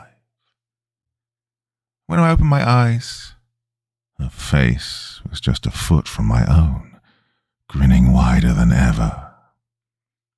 She dashed the length of the hallway and was now stood so close that her long, grasping arms were either side of me, her fingers twitching and clawing at the air around my face. I could see her chest heaving, as if she were actually laughing silently at my attempts to dismiss her. As if the thought that I could ever be free from her was amusing. I screamed, a full-bodied shriek of terror, and actually dropped to my knees, covering my head as if to fend off an expected blow. It never came. Finally, I lowered my hands, gasping for breath, shaking. The hallway was empty. The tall woman nowhere to be seen. I stayed there on my knees for a moment, gasping for breath. Then I was on my feet, and I turned and ran out of the apartment, out of the building and into the street. I stood there, shivering, terrified beyond reason, without a clue as to what I'd do next. Finally, I pulled my phone from my pocket and I made a phone call. "Hey, Andy, what's up?" Jason asked. "Jason, I need you to come here," I said, sobbing. Jason didn't ask why, didn't complain. Instead, he simply replied, "Right, I'm on my way." Less than 20 minutes later, his car pulled up outside and he dashed over to the steps outside my building, where I was sitting, shivering. He threw his jacket around my shoulders and asked what happened, his voice filled with concern. "She's in there," I stammered. "The tall woman. She's back." Okay, he said, gently helping me to my feet. "Come on, man. Let's go in there and check it out." I wish I could say that I was brave when we went inside, but I'd be lying. I cowered behind Jason, one hand on his shoulder as we made our way through my home. Of course, we didn't find a thing. We're talking a giant mutant woman in a pokey little one-bed apartment. Where the hell was she going to hide? Finally, after we'd checked every single room twice, I had to admit that she was gone. "I'm so sorry, man," I apologized, feeling genuinely stupid. "I got scared and I'm sorry, man." "Hey, forget about it, buddy," Jason said. "So, here now. Where do you keep your booze?" Half a bottle of bourbon later, we were both feeling pretty talkative. "She's, just kind of different, I tried to explain. I get it, he said. "It's like you saw something bad and you feel bad and that's bad." No, he didn't get it. "No, she's different, I explained. Never had a repeat hallucination before. They've never been scary, She's not like the others." "Dude," Jason said, taking another sip of bourbon, "you've got, Charlie Boney syndrome, and that makes you see shit, so, He waved his hands in the air like a magician who'd just performed a trick. "Yeah, I know, I replied. "Now listen, Andy," he said. "You know it makes you see shit. It's just your eyes, yeah. You didn't hear anything, you didn't feel anything. This is how that stuff goes. It's your eyes, and I know it's scary, man, but you've been through, hell and high water in your life so far. You're tough, one of the bravest, toughest guys I know, and you can handle some creepy hallucination, bitch." Well, I laughed, couldn't help it. "She's a very creepy hallucination bitch, though, dude." He laughed too, and we both took a drink. "That could help," he said finally, his voice thoughtful. "What? Drinking?" I asked. No, yeah, it does, he giggled. I mean, like demystifying her. You should give her a name. Something stupid so she's not scary. Well, I've got to say, as much as I like creepy hallucination bitch, it is a bit of a mouthful. I laughed. Yeah, I get that, he replied. Suddenly something he'd said came back to me. Yeah, how about Helen? I suggested. Helen Highwater. Awesome, he said, then raised his glass. Here's to Helen, buddy. To Helen. I smiled and drained my glass. Jason spent the night on my sofa, mainly because he'd had too much to drink to even think about getting behind the wheel of a vehicle, but honestly, I think the reason he drank so much was so he'd have an excuse to stay and keep an eye on me. I'm glad he did. Knowing that he was there made me feel safer, and I was able to get some sleep. It gave me a sense of security to know that if the strange vision I just christened Helen was to appear again, I'd be able to call on him for support. Well, this morning, we both needed support. Oh, feels like a mule kicked me in the head, he groaned when I made my way into the living room. Yep, I replied, my own head thumping. Joe's. Joe's, he replied firmly, staggering to his feet. As we drank strong black coffee and ate muffins, we didn't talk much. Finally, Jason broke the silence. So, you feel cool now? He asked, his mouth still full of blueberry muffin. I nodded. Yeah, I think so. Not still freaked out about you-know-who? He asked. Helen? I replied with a smile. No, I really don't think I am. Reckon I can handle some creepy hallucination bitch. Good, he laughed, giving me a hearty pat on the back. That's cool, man. Yeah, I bet you can. Well, now, as I sit here cowering in my bathroom, too scared to go out into my apartment, I know we were both wrong. About everything. Remember how earlier I told you that the thought of being institutionalized, that the very idea of losing my grasp on reality was the most terrifying thing I could imagine? Well, now I'd welcome that, because the alternative is far, far worse. After breakfast, I said goodbye to Jason, and he climbed into his car and drove away. The day passed without incident, and when Lois stopped by this afternoon, she even commented on how upbeat I seemed. Ooh, you got a lady in your life? She asked casually. I laughed at that, wondering what she'd think if she knew the truth. Yeah, I chuckled. Something like that. Good for you, she sniffed. You make sure you treat her right. Well, that tickled me even more, and I had to bite my lip. Sure, I replied. I'll do my best. Tonight, still a little wiped from the exertions of the previous evening, I decided to turn in early. I brushed my teeth, washed my hands and face, and got changed. Finally, I fetched a glass of water and walked into my bedroom. I climbed into bed and instantly felt so relaxed. Within mere seconds, I was ready for sleep. That sudden, overwhelming drowsiness that comes when you spend a whole day keeping sleep at bay. I decided that resistance was futile and sat up to switch off the light. I nearly didn't see her, but as I reached for the switch, I caught a glimpse of something out of the corner of my eye. My heart leapt into my throat as I turned to the foot of my bed. The tall woman was crouching there, her grinning face staring at me from just beyond my feet. So many teeth. Her long, slender fingers spread out over my blankets, twitching slightly as she gripped the end of the bed. Slowly, excruciatingly so, her third misshapen arm came into view over her shoulder, joining her other hands on my bedding. I froze, utterly petrified. I was at a crossroads here, arriving at a pivotal moment that had been coming for some time. She watched me, grinning, as if she was waiting to see what I'd do, cruel amusement flickering across her pale face. But this time I'd had enough. You don't scare me anymore, I said, my voice filled with defiance and anger. I'm not letting you do this to me. I reached out across to the light switch. Good night, Helen, I said triumphantly, and flicked it, plunging the room into darkness. I laid there, a sense of tremendous pride surging through me, and I grinned to myself in my warm, comfortable bed, overjoyed at the emotional victory of overcoming my own fear. And then it happened. The thing that led me here. Something that turned my blood to ice water, my bowels to jelly.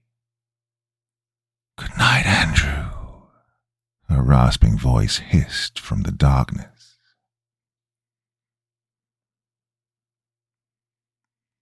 The Possession Complex by Juradin Hero.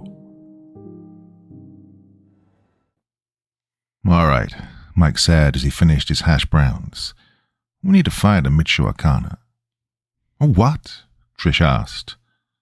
Michoacana, it's like a Mexican meat market. Why do we need to find that? I asked.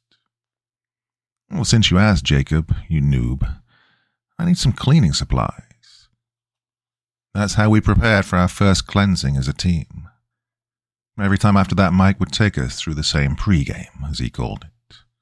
We get the same breakfast/lunch at an IHOP or Waffle House, and then find a Michoacana to get Mike's supplies. Trish had a few friends in the demonology business. One of them, who apparently preferred to work alone, pointed us towards Juniper. Juniper Park was located in Hoffman Estates, Illinois, about an hour outside of Chicago.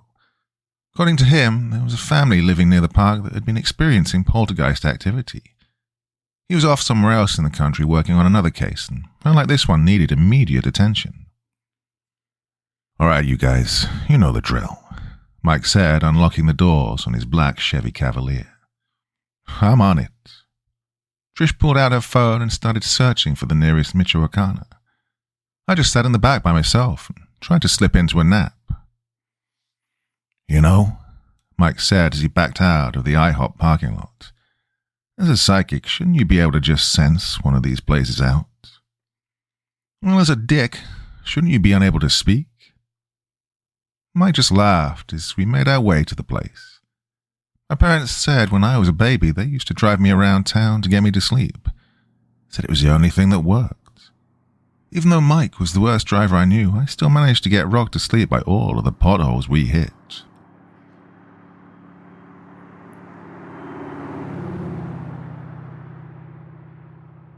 Lesson 1. Right, Lesson 1, Mike told me as we sat outside the Bachman family house in 2008. The client always pays up front. That's awfully shitty. What if there's nothing there? Ah, Jacob. Mike shook his head. There's always something there. Spirits wander and linger all the time. Now, whether or not they're malicious is an entirely different thing. More often than not, when we investigate, the spirits are benign. But the simple fact is, nobody wants Granny or Grampy wearing out their welcome. We help the spirits move on. It's not like we're going in there waving incense and lighting candles just for fun. We're working, Jacob. Like I said, we get paid up front.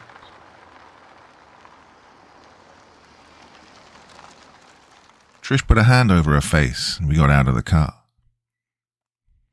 Now, the Bachman case was fairly simple. Mother had noticed her daughter talking to an imaginary friend she called Nicholas.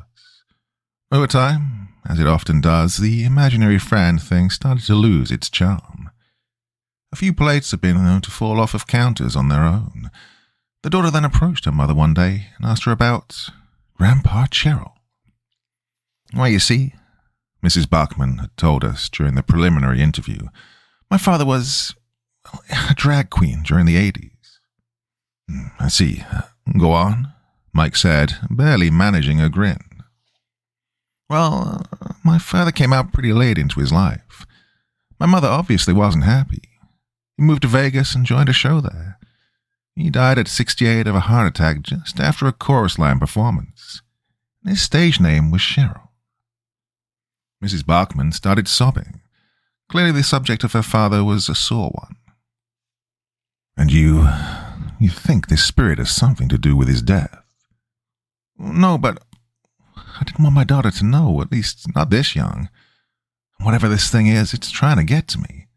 Look, it's broken plates, it's moved things around the house. I just want it gone before it causes any more trouble. Mike assured her that we'd get it done, and that night we started our investigation. Before trying to make contact with the spirit, he lit a few Virgin Mary candles from the Michoacana. We each held one, and Mike put one in each room of the house.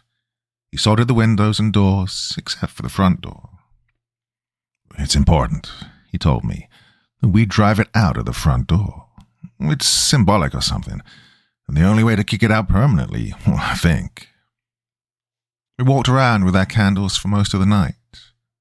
Trish explained that spirits tended to shy away from a new presence. She started calling out for Nicholas. Nicholas, you're here? We're here on the behalf of Cheryl and her daughter. Hey, Nick, look over here. Mike grabbed my sleeve. Got some premium mad meat over here. Come get a piece. Mike, what the hell? Trish scowled at him. Don't antagonize the spirits. Well, apparently it worked, though. According to Trish, the only one of us able to see or speak with ghosts, Nick wasn't very happy with Mike. After a few minutes of calling Mike a homophobe, Trish was able to calm Nick down. The spirit was one Nicholas Merchant, a former lover of Grandpa Cheryl. According to the spirit, the two of them were supposed to meet in the afterlife. After wandering aimlessly, he ended up at Grandpa Cheryl's old home.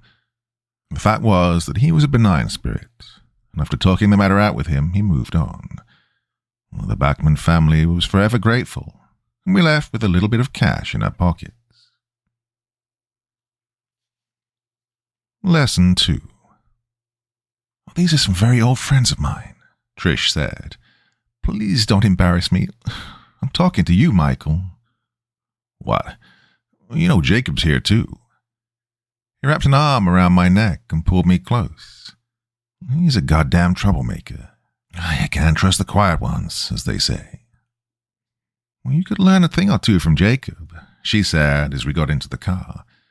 Now, they invited us to this because I told them we wanted to learn. There's always a chance we could run into something like this, and it helps to be prepared. People need to take us seriously. Hey, that butt ghost was plenty serious. Mike lit a cigarette and rolled down the window of his crappy Cavalier. But I don't think it's really appropriate to call him a butt ghost, Mike, I said, leaning my head back, trying to get some rest. Quiet and politically correct. You some subgenre of hipster, Jacob? You some subgenre of jackass, Michael? Oh, okay. You and Trish need to stop spending so much time together. Well, I fell asleep on the long drive to Connecticut. The people we were going to see were first-class demonologists. They had degrees in theology and had all but memorized every holy book there was. And if I had to guess, I think Trish wanted us to be more like that. While I was all for learning, Mike was fairly stubborn about it. Yeah, he liked to play the rebel or something idiotic like that. When we arrived, Trish woke me up with a light shake in my shoulder. Jacob, wake up. We're here. I wiped crusted drool off of my face. Bad dream? You were making a face while you slept. No, it's nothing. It was... I dreamt a bug ghost was after me. Hey, Jacob, wipe that off your face and let's go, Mike called. Mike, please don't talk like that. Not today. Ah, so you're Michael. The priest held out his hand to Mike and introduced himself as Father Davidson. Sorry, Father. Trish gave a curt bow. This here's Jacob. He's the newest addition to the crew. Ah, Jacob, he who wrestles with God. The father smiled and took my hand. It is a pleasure to meet you, my son. I've heard good things about you. I trust you have all the, brought all the talismans. We reached beneath our shirts and pulled out the rosaries. You're really not supposed to wear them, but it'll do. Of course, these will only protect you if you have faith in them. Turning to Mike, he said, Now do you have faith, my son? Of course I do. Mike looked sternly into the eyes of the priest. I subscribe to the faith that's all about money. He smiled and gave the father a light jab in the shoulder. Yeah, I'm Catholic just like you. This is serious, Michael. I don't believe I can allow you in the room if this is how you're going to behave. The devil will take your humor as a weakness and use it against you. He has many tricks and will manipulate you in every way. Now I ask you again, do you have faith? Father, I have faith. It may not be your faith, but I have my beliefs. Mike took the rosary off and held it in his hand. He started saying the prayers, starting with the act of contrition. Very good. Now, all of you, come. Please do not be taken aback by what you'll see. I promise all of this is a necessity, and you'll find out why soon enough. With those words, we followed Father Davidson. Walking through the church, past all the empty pews, was surreal. I hadn't been in a church for years. I imagined old women praying, taking to their knees out of desperation and devotion. That's the kind of woman my grandmother was. Well, we walked up to the altar. Following Father Davidson's lead, we each took a knee and did a quick sign of the cross out of respect. Behind the altar was a hallway that led to the rectory and to rooms for the CCE classes. The rectory was essentially a small office lined with many books. It was dimly lit, and on one shelf there was a candle burning with an image of the Virgin Mary printed on the side. Mike nudged me. See? Told you they were legit.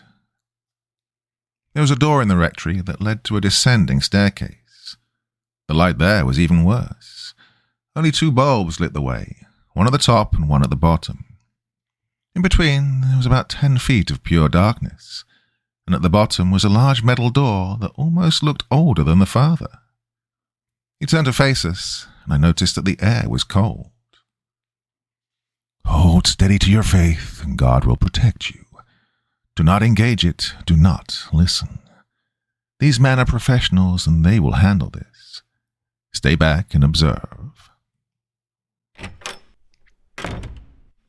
As soon as the large door eased open just an inch, we heard crying.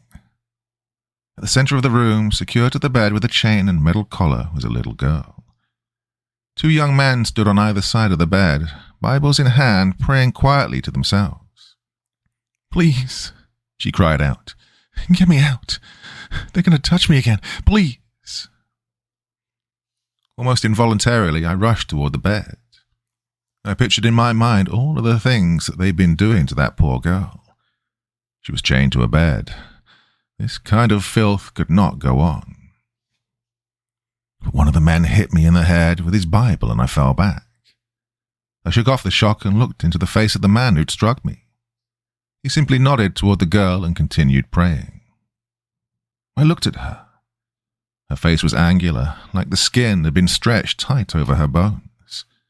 Her green eyes were dilated severely, almost looking black. "Oh, got your nose." In her hand she held a human nose, blood and cartilage hanging from it. I put a hand to my face and my fingers slipped into my sinus cavity. And the inside of my skull felt like uncooked ground beef. The thing on the bed laughed as Trish and Mike stood me up.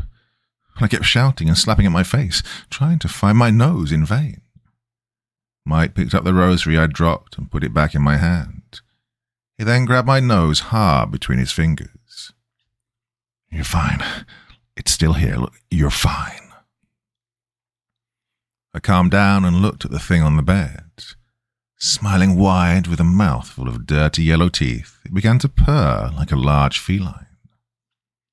"They, influence your mind," Father Davidson told us over coffee later that night. The demon was still screaming at the top of its lungs in the other room. "Almost nothing you see or feel in their presence is real. Well, that bit with your nose, for example. Yeah, I said, feeling embarrassed. That must be where the phrase, throw the book at you came from. Well, that's pretty clever, Jacob. Yeah. Why do you guys chain her up that way? Mike asked. That's the way we found her. When her father reached out to us, he was in a very fragile state. The demon had been tormenting him through his daughter for a week, but it finally attacked him, biting at his throat and injuring him severely. He was able to bandage himself and bound her with chains. He was then able to improvise the collar you saw, engraving crosses around it to keep the beast at bay. Oh, the poor man was afraid. That name that it gave, Trish asked, what did that mean? It was a corruption of the name Hey-Chet-Shin. That's one of the 72 names of God in Hebrew. Each one is like a different aspect of God's power. What power is Hey-Chet-Shin?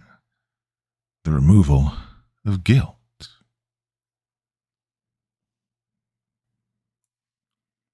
Part 2. Juniper. Preliminaries. The house was quaint. Every time we pulled up to a home, I compared it in my mind to the Amityville house. Well, this one was much smaller. It had a second floor, but didn't seem to reach much higher than necessary. The paint needed some attention, as it had started to chip in places. The maroon color had also begun to fade. Grass was starting to breach parts of the sidewalk, and the overcast skies didn't help the aesthetic. Mrs. Landon met us at the door and led us to the living room. The smell was something like pine-sol and potpourri. On a large brown sofa sat Mr. Landon. He was a typical man in his late 40s. His brown hair was combed back, barely hiding how it was thinning, and the greys were growing here and there. His wife sat next to him, her brunette curls bobbing lightly. They both had the same haggard looks. Their eyes were desperate for sleep. Whenever they'd blink, it would last just a little too long. Mr. and Mrs. Landon, Mike began, please give us a history of the activity. We're like doctors that way. We need the symptoms to identify the problem. Well, the couple exchanged glances. Mr. Landon sighed and gave a small nod. It started almost a year ago, Mrs. Landon said. A whole year? I asked.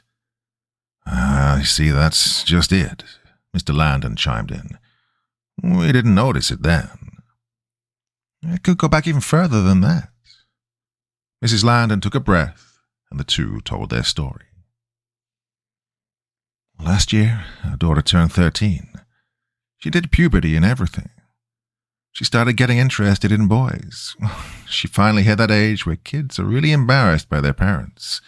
So we got her to box up all the stuffed animals and things she'd been piling in her closet. My husband and I took the boxes to the basement. We knew one day when she was older she might want them, and even if not, they'd always be nostalgic to us. One thing she did hold on to was a stuffed rabbit. The rabbit had a friend, a bear named Ruffles. The bear went down into the basement with the rest of the toys, and the rabbit stayed in its place on our daughter's dresser. They're best friends, she told us once, Ruffles and Pringles. Well, every so often our daughter, Sarah, would storm out of her room holding Ruffles and screaming about how she wasn't a kid anymore. She'd throw us the bear and we'd put it back in the basement. Well, we talked about it and neither one of us had moved the bear. So we decided Sarah must have done it. She'd probably taken the bear back and then felt childish about it, hence the childlike temper tantrum. Well, eventually that stopped altogether, with Ruffles staying put in Sarah's room. After a few months of nothing, the bear started to move again. It showed up in our shower, on our nightstand, in our laundry. But the strangest part was that every time we'd return it to Sarah, she'd look at it vacantly and thank us in a monotone voice. Lately the bear's been active again. Only now it doesn't just move, it shows up where something happens. My husband's work has been very stressful lately, and we've gotten into more than a few arguments. Every time there's a quiet shuffling noise and then the bear is there. He'll be sitting on a table or our bed just watching us. Last week, a picture of the family here in the living room shattered while we were watching TV. Well, it didn't fall. The glass just broke. There was that damn bear sitting on the floor under it. And lately, we've been hearing things in the walls. Called an exterminator, but he couldn't find anything. What bothers me most is we haven't seen the bear in 3 days. Sarah hasn't seen it anywhere. She doesn't seem to care much. At this point, I'd rather have it moving room to room than not knowing where it is. All right. Mike finished taking notes and sat back. We'll be more than happy to take your case. It'd be best to get your family out of the house while we investigate. Depending on the strength and intent of the entity, it could last anywhere from a day to a week. Find a hotel. We'll start tonight. Thank you. Mrs. Landon teared up and Mr. Landon put an arm around her. We appreciate this, Mr. Landon said. I just want to protect my family. I feel like there's nothing I can do. Well, you definitely made the right call, reaching out to us. Now, Mike said, there is the matter of the money. Once the family was packed up and shipped off, we set up our equipment. We'd come a long way since the Bachman case. With a lot of the money we'd earned from our work, we were able to afford motion detectors, small cameras, and EMF readers. Mike still lit his candles and placed one in each room, though. We'd also developed the habit of each carrying a rosary when we worked. The first night was uneventful. Using our phones as voice recorders, we tried asking questions in each room. Who are you? And why are you here? Nothing we tried got any sort of response. Mike tried antagonizing the spirit, but nothing came of it. With nothing else to do, Trish walked around the house with her incense and spoke to the spirit, pleading it to move on. Mike wanted to tell the family the house was clean. Nothing happened. We can tell him he's gone, and if he does come back, we can get a second bite at the apple. The Possession Complex. Mike, you're a terrible human being, Trish said. He smirked and headed for the bar to get another drink. How did you two meet anyway? I asked. Seems like you two don't particularly like each other. We've actually been friends for a long time. Trish smiled. She didn't smile often, which was sad given how cute she was. Trish was actually a few years older than me, but looked much younger. Her hair was black like mine, but so much darker, and her eyes almost seemed to match her hair most of the time. They were brown, to be clear, but were just so dark. I'd seen them change on the job when she was in touch with the spirit. Yeah, those eyes could go from a chestnut with excitement to black with melancholy. And her skin was pale, but in a pleasant ivory sort of way. I told her as much once, when I was too drunk to know better. Trish told me that no matter how hard she tried to tan, she only ever burned. Well, Mike and I were childhood friends, actually. We had a thing, I guess you could say. He's a lucky guy. He was a lucky guy. Now, though, I almost feel sorry for dragging him into all this. Around junior year of high school, my abilities intensified and started to interfere with my day-to-day. But Mike always hung around. Even after we broke up, he wouldn't leave. After graduation, he started learning everything he could about demonology. As I'm sure you've guessed, Mike has a problem with rules. So he started to piece together his own way of doing things. Like the candles? Yeah, exactly. He used to do this thing when he was a kid. I think he considered it some sort of game. But he would drag me out into this field behind our neighborhood and we'd catch grasshoppers. I hated bugs, so I guess he was either teasing me or trying to toughen me up. I could bring these film canisters from home to catch him with. We'd sneak up on him and then pounce like a cat. He'd always yell, "I'm a ninja," whenever he caught one. Oh, I'm so using that against him someday. Feel free, She laughed. I think that catching grasshoppers might have actually made my fear of bugs worse. Every now and then I have nightmares about bugs swarming me, and every time it sounds like bugs beating on the inside of plastic. Trish shivered then. God, that sounds the worst thing ever. Well, I'd have to disagree. The worst sound in the world is the sound of silverware on someone's teeth. Jacob, you know how we leave the front door of a home unsalted? Well, the real reason we do that is to give the spirit an out. If you back something into a corner and there's no way out, it'll do its damnedest to go through you. Remember that. Get a room, you two. Mike sat down, chugged a beer, and lit a cigarette in less than 30 seconds. We were actually talking about work, I said, sipping at my vodka and cranberry. Well, in that case. Mike took a long drag of his cigarette. I was, thinking about something. We all know how dangerous that can be. Trish rolled her eyes. Listen, what if people that are possessed aren't really, possessed?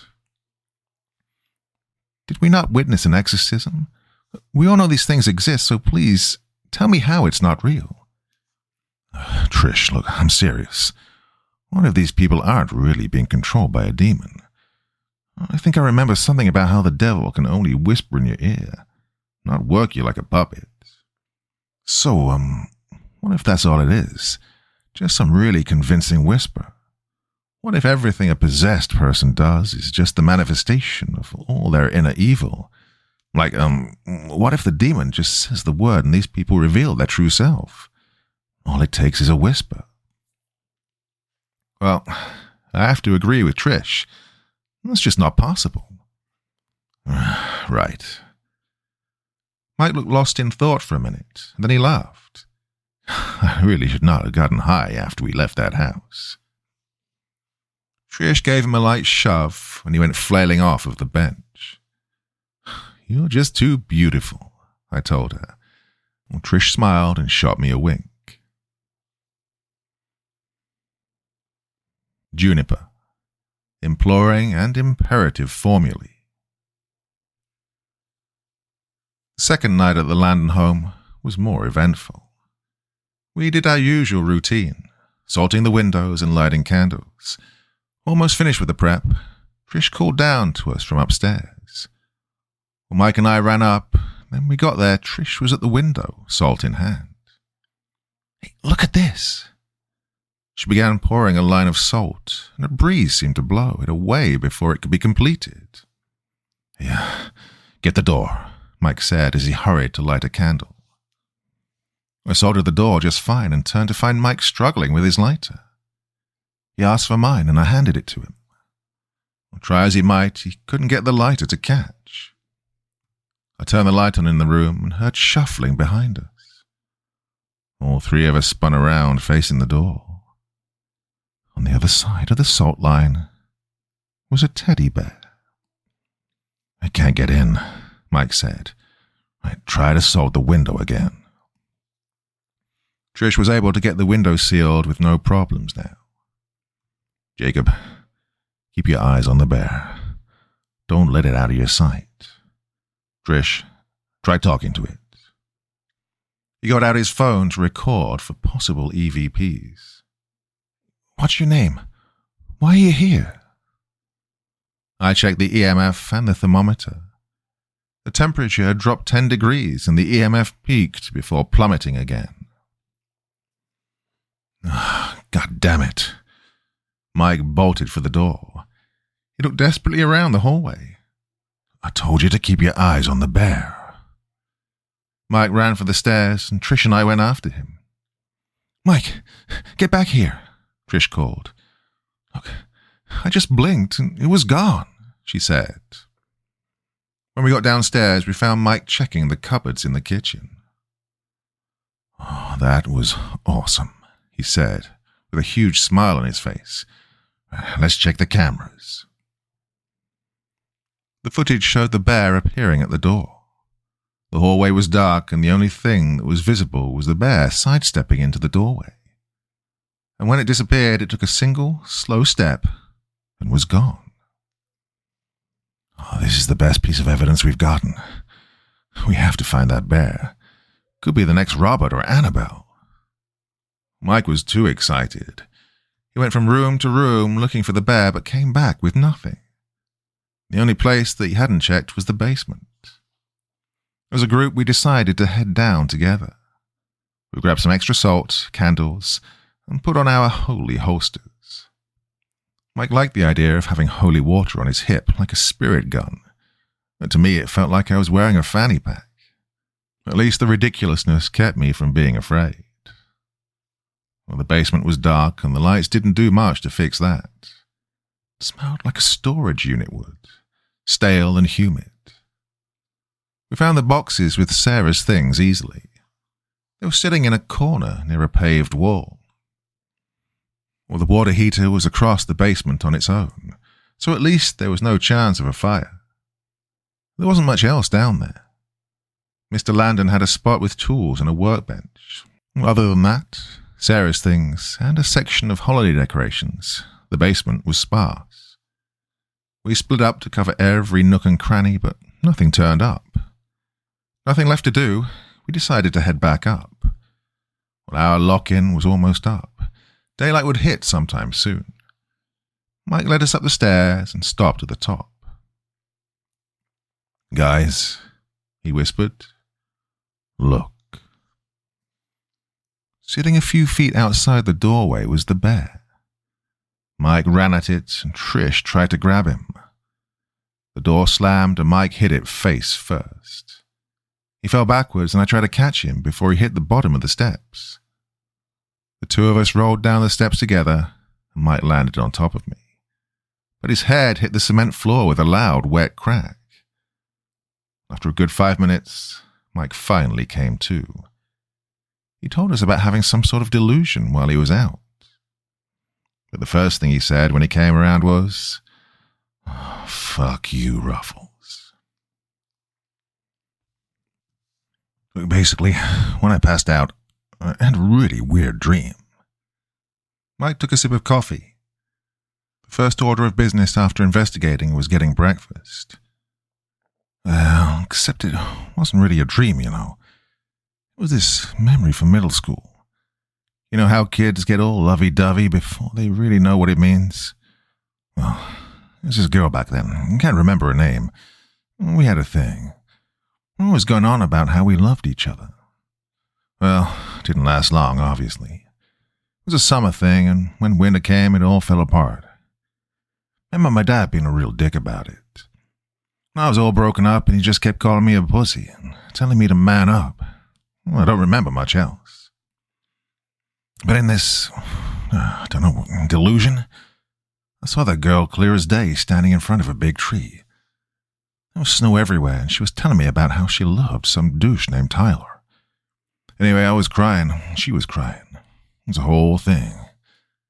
Well, I hadn't remembered all of this in a long time. One thing I do know for a fact is she didn't say what she said in that delusion. She told me, "You're gonna die alone. Sad, alone, and screaming." "Well, that's pretty bleak," I said. "Like you said, it was some sort of hallucination." "Well, you did hit your head pretty hard." "Well, that means I'm not supposed to sleep for a while, right?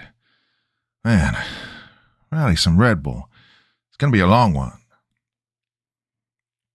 We went back to the hotel and looked over the footage. The only thing there was the bear footage. Well, nothing else happened on camera. Watching it again, it was almost like it seemed the toy had been swallowed by the shadows of the hallway. Its legs barely moved at all. If one wasn't aware that the bear had been known to move, it probably would have just looked like it disappeared. We called the Landon family and told them what we'd found. After a while, we decided to rest up for the next investigation.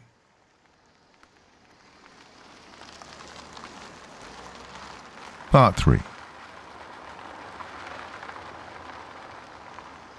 We got to the house around 8 that night. We checked the salt seals around it. Everything was still set up, so we got the candles going and went dark. Mike grabbed the thermal imager and we started our first lap of the house. Our eyes were peeled for the bear, but aside from a few groans from the house, nothing eerie happened those first few hours. We'd take breaks to check the cameras or snack. During the investigation, I let my mind wander. When I was a child, my family lived in a ruddy apartment complex. I loved living there. I met my first best friend there, a girl named Christina. We had a small community centre with a small children's library. I read all manner of books from there. It's my favourite thing about that neighbourhood. One day I was outside, reading on the stairs. A bunch of older boys came by and started picking on me about something. This teenage girl from upstairs, who I talked with and played with a few times, happened to come out while this was happening. She told the boys to shut up. But kids are evil, and they kept on. So she leaned over to me and kissed me on the lips. That's my first kiss, and it was from an extremely attractive older girl. Well, needless to say, that shut them up. I'd completely forgotten about that. Mike and Trish were looking at the cameras, running through some footage on a separate screen. I told them I was heading up to the bathroom, and I went. The bathroom had a nice homey feel to it. The shower curtain was a light purple with lotus flowers. The soap dispenser was a matching glass colour. Clearly Mrs. Landon had decorated this one. I looked around while I took a piss and smiled at the comforting touches. At the back of my neck itched, so I scratched it. When I was done, I sighed with relief. It felt like I'd been holding it in for a week. I sighed. I spun at the whisper in my ear. There was nothing but darkness in front of me. I remembered it was late and I'd been at work all day. More than likely my sister, Lindsay, was still out showing off baby Danielle to her grandparents. I flipped on the light in the living room and dropped my keys on the table. In the light, I realized my zipper was down. God, I'm stupid. I bet they saw this at work and didn't tell me. Those assholes. I zipped it up and went for the stairs. God, it was hot as hell in there. My sister was always getting cold and would flip the heater on. Even if the heater was on, she'd still turn the heat up. She really needs to get her own place. She'd been living with me for a long time. Well, my sister and I were pretty much best friends, as sad as that sounds. Her and her boyfriend, soon-to-be fiancé, David, were looking for a place. But he had to travel all the time for work, so needless to say, it was taking a while for them to get out. But I loved my sister, and the baby was actually pretty well behaved. She didn't wake me up very often, though the same couldn't be said for Lynn. I checked the thermostat by the stairs. Sure enough, it was set to 85. "Jake," I heard Lindsay call while I changed the temperature. "Is that you down there?" "Yeah." Well, I've been caught in the act. "Jesus, Lynn," I said, walking to the stairs. "You really have to quit it with the heater." She was at the landing on the stairs, but the light was off, so I flipped it on. And there she was, holding baby Danielle. She smiled that same smile she always had. One time, she stuffed her face with a bag of Cheetos Puffs, and her face was painted orange while she grinned. Her hair was wet like she'd just gotten out of the shower, and her arms were slit open, dripping into a pool at her bare feet. Oh, fuck. I ran to her and she drew a knife to her throat. "Don't come any closer, Jacob." Her eyes were so wide, she must have been on drugs. "Look, just put the knife down, okay? Come down here and let me bandage you up. I understand things are stressful right now, but...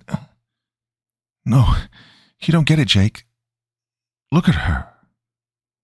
She ran a hand along the baby's cheek, smearing crimson on her face. She's just too beautiful." She raised the knife over the child and I charged at her. I grabbed at her wrist, trying not to harm the child in the clash. She bit at my neck and got me good, but I was able to wrestle the knife away from her. And after that, she just collapsed. I got the baby before it could fall. Lindsay lay there, convulsing for a few seconds before falling still. I tried talking to her, getting to wake up, but she just stayed motionless. I called 911 and knelt by Lindsay's side until they came. I cried, holding the baby. As the sirens neared, Danielle started crying too. And then I opened my tear-filled eyes, and I was in the Landon bathroom, cradling a teddy bear. Looking down into its black, inanimate eyes, I immediately felt cold. Ruffles slowly writhed in my arms. Involuntarily, I dropped the damn thing and slid myself across the tile. Then I realized it might get away, and quickly I grabbed a bath towel and slammed it over the bear.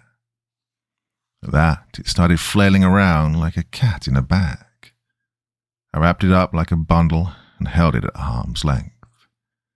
With my head clearing, I finally heard Trish screaming downstairs.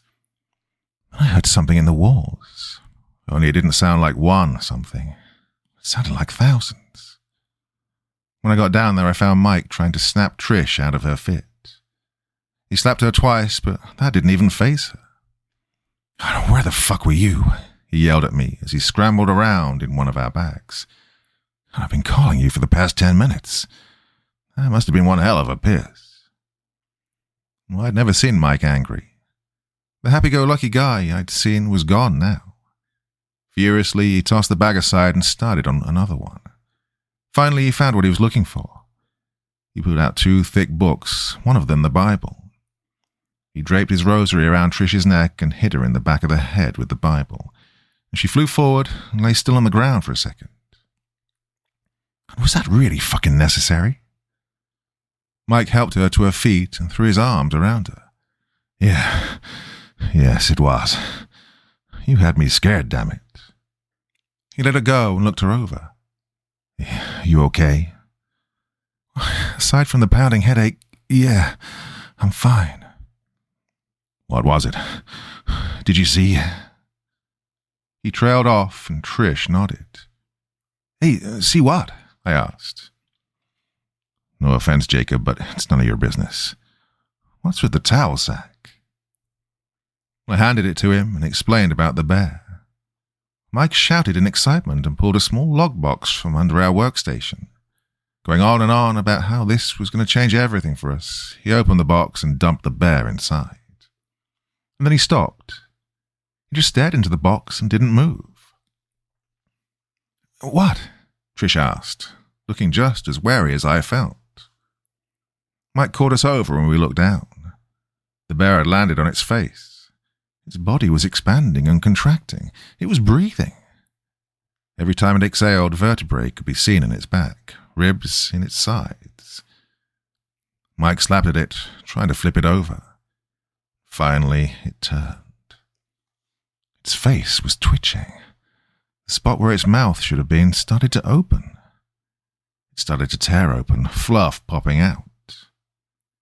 An autopsy incision started to form in its front. The sound of tearing fabric finally stopped.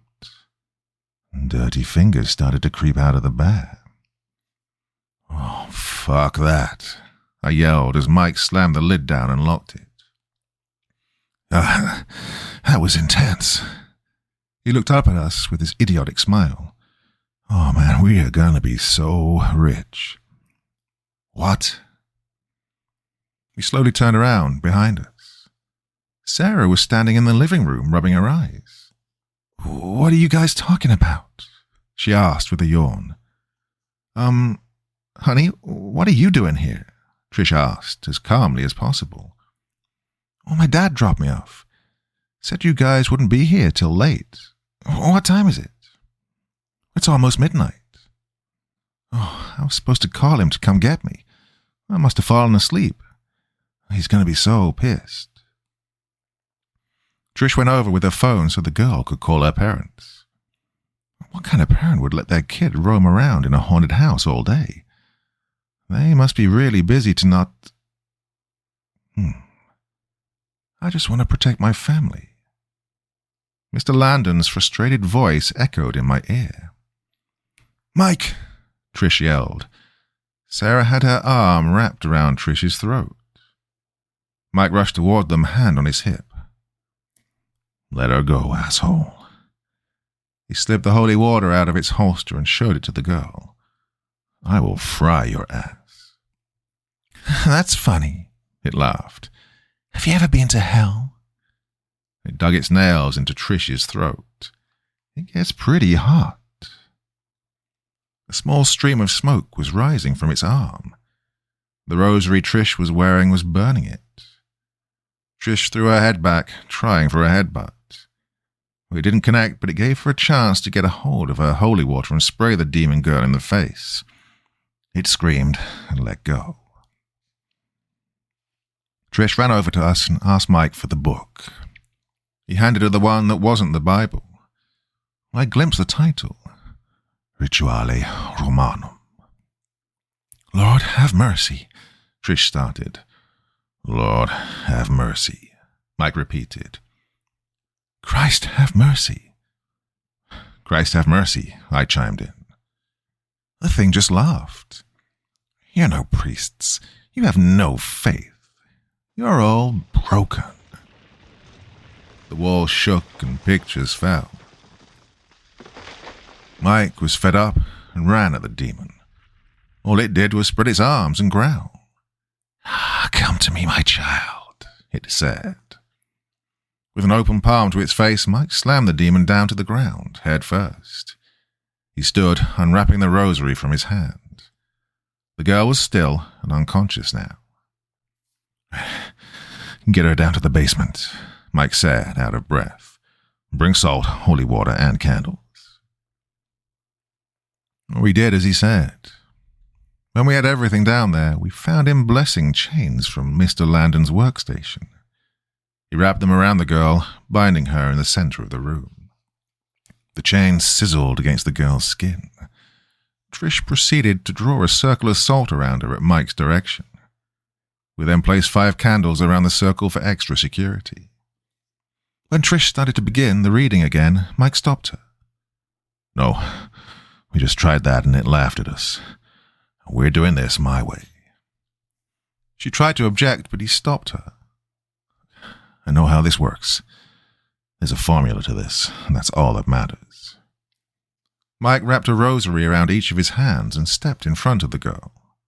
He said an Our Father and tossed holy water at her, and that's when she woke up. It laughed. The voice coming from the girl was low, guttural. It sounded like old wood creaking from strain. "What are you doing, Michael?" "God," Mike continued, "in this time of desperation, we call for your help." "Call all you want. He can't hear you." "We call on you, Lord." "Sorry, God's not in right now. Can I take a message?"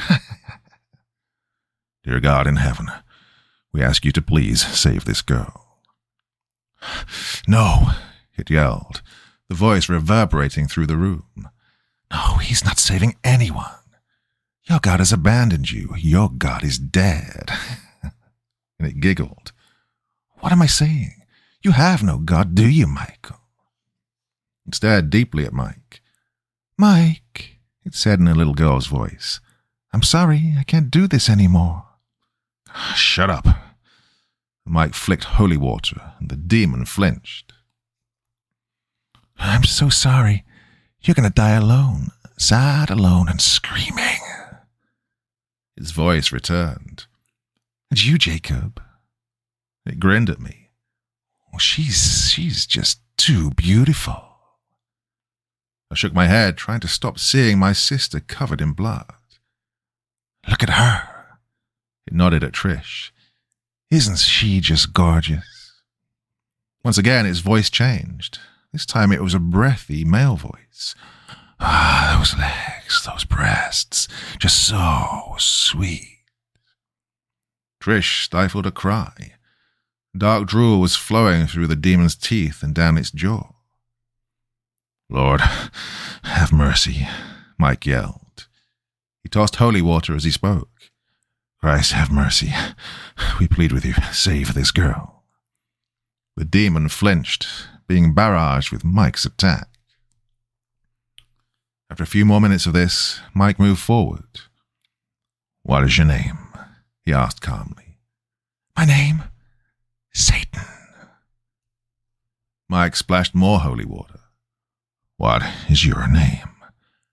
My name is Jesus Christ. What is your name? Jesus of Nazareth. What is your name? Yahmavet. Mike rushed over and put both hands on the demon's face. The rosaries on his hands made the demon yell. Mike whispered rapidly into the demon's face.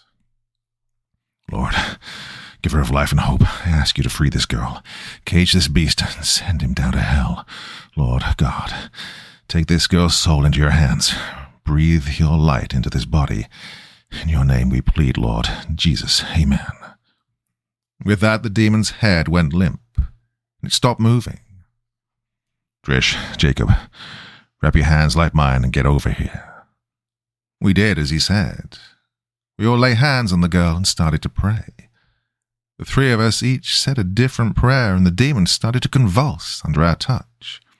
Oh, it screamed and screamed. And finally, it went still once more.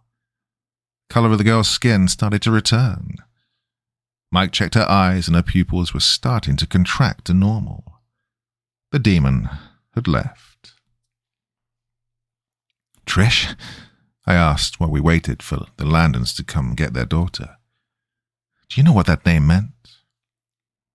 She flipped open the Rituale Romanum to the back. Father Davidson had written the 72 names of God there. She thought it over. Yahmavet. Yud-Mak-Tet. It was really what, but the closest thing I can find to it is Samech Yud-Tet. What does that mean? Miracle making. After that horrible experience, we needed to blow off some steam. We needed to take time off to get out of our heads. We didn't even bother to clean our stuff out of the house. As soon as the Landons left with their daughter, we went to a bar. This was hands down our worst case. I didn't ask about Trish's delusion, and they didn't ask about mine, although Trish did make a slight reference to it. So, you have a crush on me, do you, Jacob? And if I do? And she'll give you a handy under the table, Mike winked. Mike, you are a terrible human being, Trish said. We smirked and headed for the bar to get another drink. The two of us talked about nothing for a while. It was nice enjoying someone's company like that. Trish had a nice soft side to her, just like I'd found out Mike had his other sides too. I wonder, could we have something here? Trish smiled while she talked. It's a shame she doesn't smile like that more often. It's really cute. Mike came back and immediately started talking like a nutcase. What if people that are possessed aren't really, possessed? I thought about my sister again. There was definitely no way in hell that Mike was right. Not to mention what we'd just done. But the whole time he talked, I couldn't stop thinking about my sister. It was the saddest moment of my life. I knew my sister, and that wasn't her. I wished I'd noticed in time. There are always signs.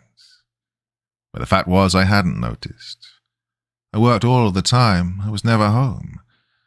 I could wish I'd been there for the rest of my life, and it wouldn't change anything. That's why I started working with Mike and Trish. Why do you want to do this? Trish had asked back then. I want to help people, living or dead. It doesn't matter. So you have a Superman complex. You can't save them all, kids. No, but I can save some, though. Right.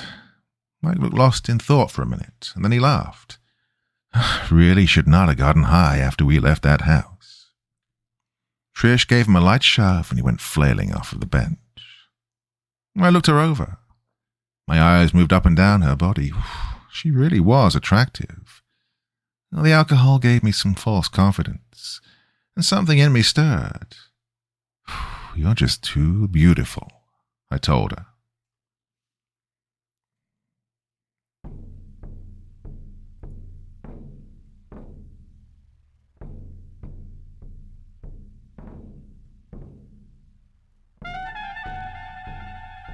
And so once again, we reach the end of tonight's podcast.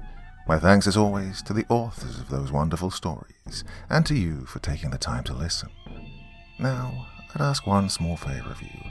Wherever you get your podcast from, please write a few nice words and leave a 5-star review, as it really helps the podcast. That's it for this week, but I'll be back again same time, same place, and I do so hope you'll join me once more. Until next time, sweet dreams and bye-bye.